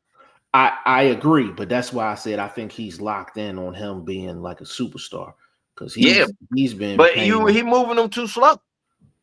Well, the thing is, that's why I said, like, everybody know how good he is. I was like, he's gonna have to overpay to get some of these dudes, some of these big names in the ring with him. He's gonna have to overpay. He's He gonna have to was overpay. a Charlo. Oh yeah, Charlo. Listen, and Virgil Ortiz is straight ducking. Oh yeah, they man, Straight ducking. don't talk to me about that girl. Yeah, that Virgil Ortiz is straight ducking. He's Yeah, straight ducking. he a coward. Ain't nobody trying to hear all of that. You got your dad double talking for you. You out here double talking about your dream fight is against a dude who got mopped up. That's your dream fight, bro. Stop. Yeah, like stop playing. And why is fighting a black man your dream fight? Yeah. Why wouldn't your dream fight be against somebody a big Mexican star? And the thing about it, if Eddie Hearn, if he could get in a real world, if he could get Mel and Virgil back to back, and Boots wins both of those fights like in spectacular fashion, he would be like on superstar status. But you are correct. At this point, I don't even think Hearn would want to even attempt to overpay Virgil with the cowardness that whole team has shown in this Boots situation. Yeah, I agree. I agree with that. But that's the thing. Like, it's boxing. I mean, you hit the nail on the head. Like, boxing has a lack of star power right now. Because it seems like the dudes with the names are cowards. Quiet as kept. The dudes with the names are cowards. And the ones that's not cowards, you don't know if they got lab tested juices in the system. That's what I'm saying. We don't know if they skills are they skills. Yeah, because I'm like, with Ryan Garcia, you just don't know. Conor Benn, you just don't know. You know what I'm saying? It's some guys. Now, I respect Conor Benn because I think he would jump in the ring with King Kong if he had to. You know what I mean? Yeah, but if you juiced up, of course you feel like you can do that. He, man, juiced up to the eyelids, boy. Man, I'm surprised these motherfuckers ain't drowned to death in this shit. They taking all this shit, man. Right? Like, it's crazy. Like, it's really crazy. But yeah, boxing has a lack of star power problem. They got a couple of potentials, but potentials is not really good enough. In boxing, back in the day, we always had somebody to pass the torch because that older superstar was getting in the ring with some young buck, and that's how the torch got passed. You know what I'm saying? And guys are just not doing that anymore. They're not doing that anymore. Yeah, because your biggest stage, you fought. What's your boy name that just got his bell rung? That shouldn't have been in the ring. What's your boy from Reading? Ain't he from Reading, Pennsylvania? Where he from? The boy Ortiz just fought. Oh, you talking about Erickson Lubin. Bro, that fight has so much buildup. And if you looked at what Lubin just recently went through, there should have been no way in the world that he should have even been expected to do any sort of wellness in that fight. Like just getting through the fight would have been astronomical, let alone getting knocked out in the first or second round, whatever it was, bro. So like I'm confused why they think that is star making. That's not making a star. When I say I didn't get that fight like 1 ounce of coverage, like I knew what was gonna happen in that fight. Because Lubin's had like a rough road. Like CTE. They did him no favors. Like as far as his career, PBC. I don't remember the last. I think the last time he had a cupcake was before the Mel fight. Bro, he was on a gauntlet. He's been on a gauntlet trying to. Lubin's been on like a 5-year gauntlet, bro. I don't think more than 5. Look, PBC, like I think what he did to the tall boy, Fundora. Fundora. I don't think PBC wanted that. Nah, they ain't want that. Nah, they So ain't got that at all. they was like, all right, you gonna pay. Yeah, go on fight Tim Blue. But listen, but when I say lack of star power, bro, they about to give us Fundora and Keith Thurman. Like, stop it. Like, PBC, I just said, I don't know if I said it in somebody's comment, but I just said Prime about to drop PBC after 1 year. Like, yeah, they haven't. The only person that makes them money is Tank. Man, he not fighting for however long, because I don't know what his legal situation is, but he been quiet as a church mouse. Mm-hmm. He took whatever upfront money from Netflix, and he's like, I'll pay these legal fees, man. I'll get back in the ring later, bro, because I don't know what he got going on, bro, but he always got too much going on, and that's not a star. Yeah, and if he did decide to get back in the ring, he got Lamont Roach problems. I don't want to see him in the ring with nobody but Lamont Roach. I'm like, he got to go handle that. He got to go handle that. But I had people before that Lamont Roach and Tank fight. I had some people from that area tell me like, yo, like, don't sleep on Lamont. Like, Lamont's a dangerous matchup for Tank. And I was like, man, I ain't trying to hear that. But I see why they were saying. They was the same thing that happened in that fight. They were seeing that like during like sparring sessions and stuff like that.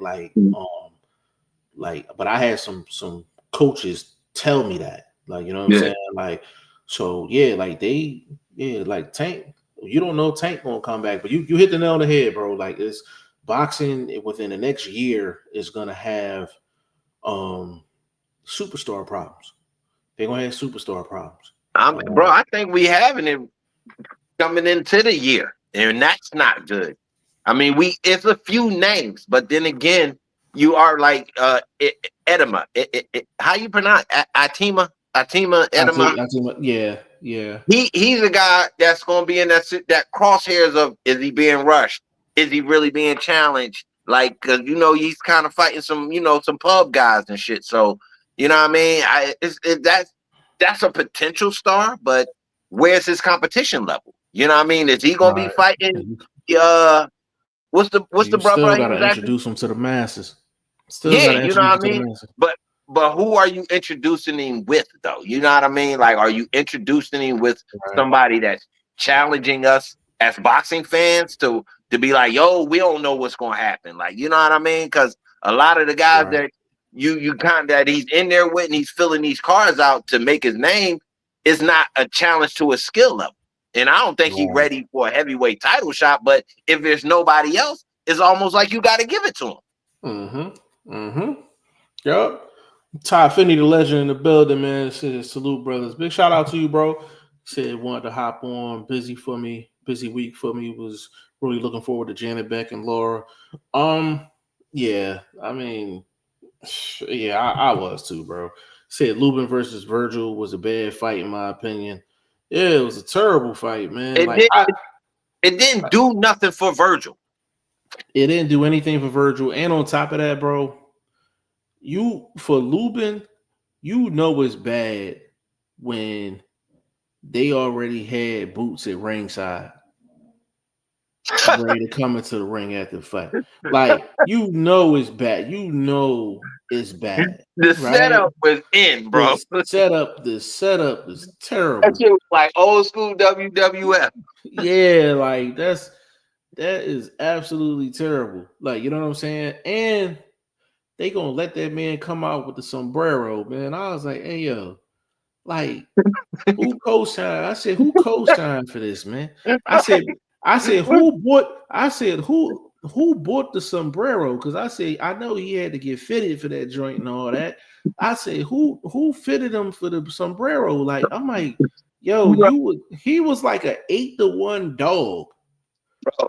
He was like an 8-1 dog. I saw the numbers. The sombrero. Bro, what's the name? Ortiz was like 2,200.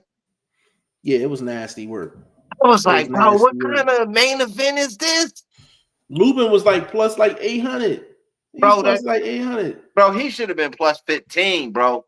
He should have been plus 15. I might have dropped a 10 piece on him or something, but that was, but that's what I mean. Like, how does boxing think doing that is even catering to their race fans. Because even the staunchest Mexican fan had to been like, yeah, come on now, bruh. You know, my grandma could have beat bruh up tonight. Yeah, because I'm sorry, Virgil Ortiz, he goes in the ring with boots, he's getting smoked. Like, I mean, bro. I mean, I ain't gonna lie, bro. I would think he would need a Spence fight. Like after you ducking boots the way you did, I'm almost trying to see if can you even deal with Spence, because you're not showing me you could deal with anything elite.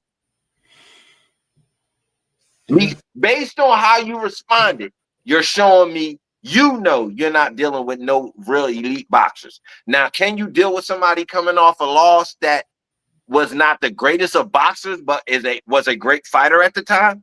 Right. Spence was a great fighter when he was on his run. He wasn't the greatest of boxers, but he was a great fighter when he was on his run. I don't know if he could deal with Spence in a rebound situation. I don't know. I really don't know. But we got I mean, before we get up out of here, man, like we gonna be back. We 2 hours in. We'll be back Friday at 6:30. Because we gotta cover the Lamont Roach and Pitbull Cruz card. We gotta get into the technicals and the particulars and all that. What Roach need to do to get this dub. Pitbull is so one-dimensional. We really don't have to cover what he's gonna bring to the table. He running through the front door with a helmet on. But I'm gonna be on for a little bit because that's my birthday. But I can't miss the episode with the Brody. But I'm gonna be. Y'all might be surprised on my take on that. Y'all might be surprised. Do you think before I don't want to get too deep into it before Friday, but do you think Roach is gonna have a hangover from that Tank fight, or are you thinking something else? I'm thinking something completely different. I think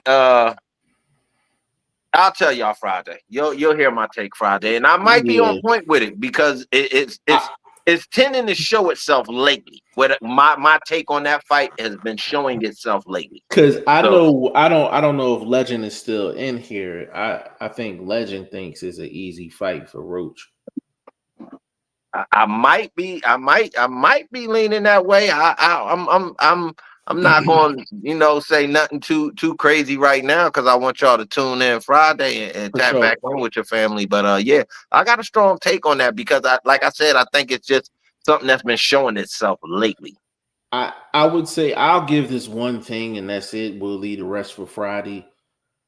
I'm wondering because people think that with Lamont, the way he was physically able to handle Tank, that people think Lamont Roach might be stronger than what he actually is. With Tank is relatively a small guy.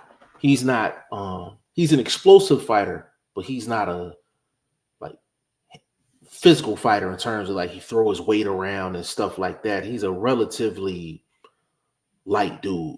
So to see Lamont stand in the pocket with Tank, I think a lot of people that's evaluating the fight, and of course I'll give my take on Friday, but a lot of people that's evaluating the fight, they think Lamont's going to do the exact same thing with Pitbull Cruz, and Pitbull Cruz is a different situation than Tank. And Roach, he is going to have to do some different things in this fight. He can't take the template against Tank and just apply it to Pitbull. But because they fight different inside. Correct.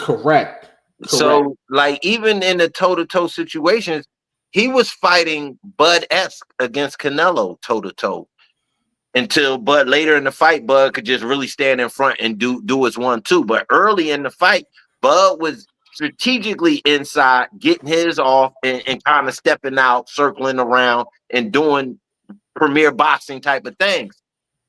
To me, I think Roach showed that, but without so much footwork. He showed the inside being able to absorb shots, get his off real clean, kind of push Tank around a little bit because I thought he was the bigger guy that night. He was the bigger guy that night, and that's I why don't know what they fight night weigh-ins, but he definitely looked like looking at him was the bigger guy. Yeah, it's just in some of that stuff he's not gonna be able to get away with because Tank don't really throw in combinations unless he actually. Oh, we ain't giving y'all no more. Yeah, we don't want to do it. We ain't giving y'all no more. Yeah. We're not giving y'all no more because I already see where this is going. We're about to start cooking. Yeah, we've been another hour on here. We've been on here another hour. One fight, bro. No, yeah, and we still got those Shaqy Foster and Cool Boy Steph, which is a hell of a fight. We still got Ramos and Shane Mosley Jr. That's another really good fight. That's a nice fight. That's a nice little scrap. That's a true boxing fans fight. You know what I mean? Couple guys we know. Shane on a streak though. Shane on a nice little. He on a nice little run right now. He on a nice little run. Yeah. He on a nice little run, and Ramos is that. Is this nephew or is this Unc? Because I ain't look at the whole card yet. Is this Unc or is it nephew? Is this? Because if it's nephew, I want to say it's Unc.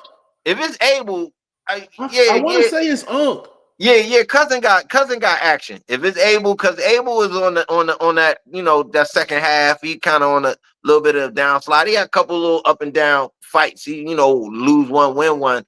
And he really lost that title S sort of shine he had for a minute when PBC was putting him on like every other weekend type of thing. It's nephew. This the youngster? It's nephew. Oh yeah, nephew about to put the. It's nephew. All right, so that changes things. Yeah.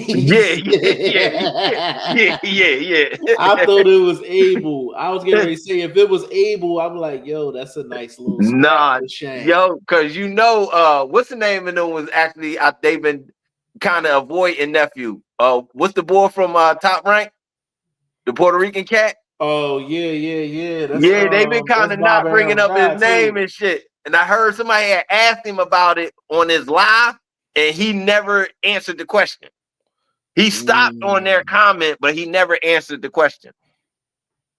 It's like asking this dude a titleist. Yeah, if Shane Mosley somehow pulled that upset, that would be legendary for him. Man, legendary. We gonna get into that. And then we got talk. Yeah, that's good. The card might still be able to hang in there. The card's still gonna be all right. And then we still got Frank Martin. He on this one too? Yeah, I think he's gonna be the main event on the prelim. Okay. He's fighting. He got a little Branson. uphill climb, bro. He got a little uphill climb. He got to put at least 2 to 3 together. Yeah, he fighting Branson Bartholomew. That's a nice comeback fight for him. Yeah, because Bartholomew's not dangerous in the sense no more offensively. He's not dangerous. It's whether you can look clean against him because that's a perfect comeback fight. Yes, that's a perfect comeback fight for him. But he's kind of thrown his Cuban style out the window too, so he's open for action. Yeah, that's what I said. It's whether you can look good against him because he's been wild. He had, had some little dirty moments in the last couple of little joints I seen him with some head clashes and. Yeah, he's been a little bit rough, you know what I mean? Yeah, Bartholomew, breastfed child running wild and shit. Man, he lost all that discipline from that Cuban training. He I'm in American streets now about this. Right. You're lying, man. But we gonna get up out this joint, man. It was good to be Friday, back, Brody. Yeah, Friday gonna be something crazy because it's just I hope no other boxing news go down to kind of throw off the actual show, but unfortunately I'm had to use the same thumbnail and just change the darn date because that was literally the intent of this show was to cover that whole card. They appreciate it because we're gonna I want to break down each fight at least, you know what I mean, spend a good 10-15 on each fight. Yeah, we gonna cook up, but I think we probably gonna get a good amount of people in the chat too in Oh yeah, regards Friday, to baby. Yeah, y'all got to. yeah, Yeah, yeah. Hey, man, tell y'all friends come through, celebrate the B-Day with the OG. yeah, for sure. Cause it's yeah, we gonna pop a bottle. Yeah, You sipping on know, something real cool. You dig? yeah, for sure. I'm pretty sure Ty Finney will probably be back for that one. I don't know. Shane looked like he was on vacation or something. So I don't know if he's gonna be around, but we'll probably have Coach Ali back, probably back on the show. I'm gonna try to get Ivan Robinson on too. He was on the first episode. I'm gonna try to get him on too. Definitely for the Pitbull and Roach fight. Roach reminds me, before we go, Roach reminds me of Ivan Robinson in the sense of he's balanced all across the board. Like when Ivan Robinson, like when he fought Arturo Gatti, he was able to get off on Gotti because he was like this all the way across the board. Like he Even was kill. solid. Yeah. He was Even solid, kill. even kill all the way across the board. Like he was like defensively, he was sharp enough. Offensively, he was sharp enough. Offensively, he was crafty enough. Defensively, he was crafty enough. Like he was just really, really solid across the board. That's who Roach reminds me of. Like his base is like that. I think Ivan Robinson was a little more dynamic offensively when he got off. You know what I'm saying? But Yeah, I agree with that. Yeah. it would be interesting to get his take on that as well. Because I'm like, Pitbull's not an easy he's not an easy cover if you're not physically strong enough. If you're not physically strong enough, Pitbull is a tough cover. Yeah, he could try to bully you even from a little dude's perspective. He can still try to bully you in there. Yeah, for sure. So Friday is going to be absolutely crazy, man. So I'm expecting a big crowd Friday. That'll be episode 4 of Throw the Hook podcast. I know you getting back in the thick of things. So definitely jump on Friday. Vlog will be in here. And it's gonna be one of them old school episodes, man. Yeah, Like we can get real scientific. yeah, we actually made our name off of these types of shows that's coming up this Friday.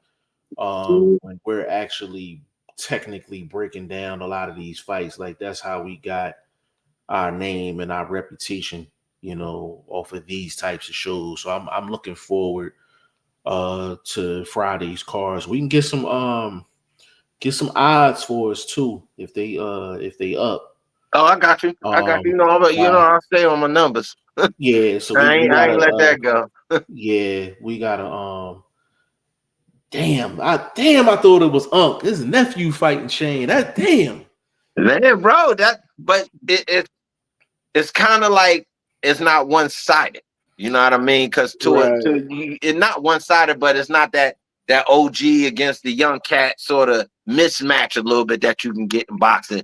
You got Shane O'Mac ain't no kid, but he ain't the OG that Abel is either. So I think it's still gonna be a good fight. I'm definitely gonna be a good fight. I think it's gonna be a good fight. I think it's gonna be a good card as well. But it's just I think the two fights I'm looking to break down the most is obviously the main event with Roach and Pitbull, and that Shaq Foster and Cool Boy Steph. That's an interesting one to break down too. And that's personal. That's like that can go either way because I don't think either guy is at that prime point anymore. I think they're like starting to. No, they both good fighters. They're both good fighters, but I don't think they're. I think they both world champ material right now. I agree. What I mean? Now, to me, I would say Abel Ramos might not be that world champ material anymore. At one point, he was. That's why he had been a titleist and had a couple opportunities. But right now, I wouldn't say he's world champ material. But Oshak and Cool Boy Steph is on. Come on, bro. That little Ione thing, ain't nobody worry about that, man. That was all set up to be the way that was. and that's the thing, and it's like Should have never went to his backyard. I'd have met that motherfucker in Europe somewhere. Yeah, I mean but I think with Cool Boy Steph, that's I'm not saying no more. I'm not saying no more because we'll be here another hour. Listen, we appreciate everybody for stopping through third episode of Throw the Hook podcast. We will be here this Friday at 6:30 p.m. Eastern Standard Time. Heavy promotion going into this as well, man. So you're gonna see some videos coming up from myself just promoting the Friday joint. We'll probably actually, you know what, probably Friday and probably Sunday probably get a joint in the recap. Oh yeah, that'll be cool. Yeah. So give them your social media and all that, bro. Man, I'm back on the Grand Boxing First vlog as you see it on your screen. Look for me to start posting again next week, especially after this weekend's results and everything, and giving y'all my thoughts. And just glad to be back with the family, man, talking this game that I love, boxing, baby. It's always first. For sure, man. So I'm looking forward to the videos post fight next week. Game needed for sure, man. So on behalf of Boxing First Vlog, man, Shane, Ty Finney the Legend, Coach Ali, whole crew, we're gonna see you Friday, man. Appreciate y'all. Peace.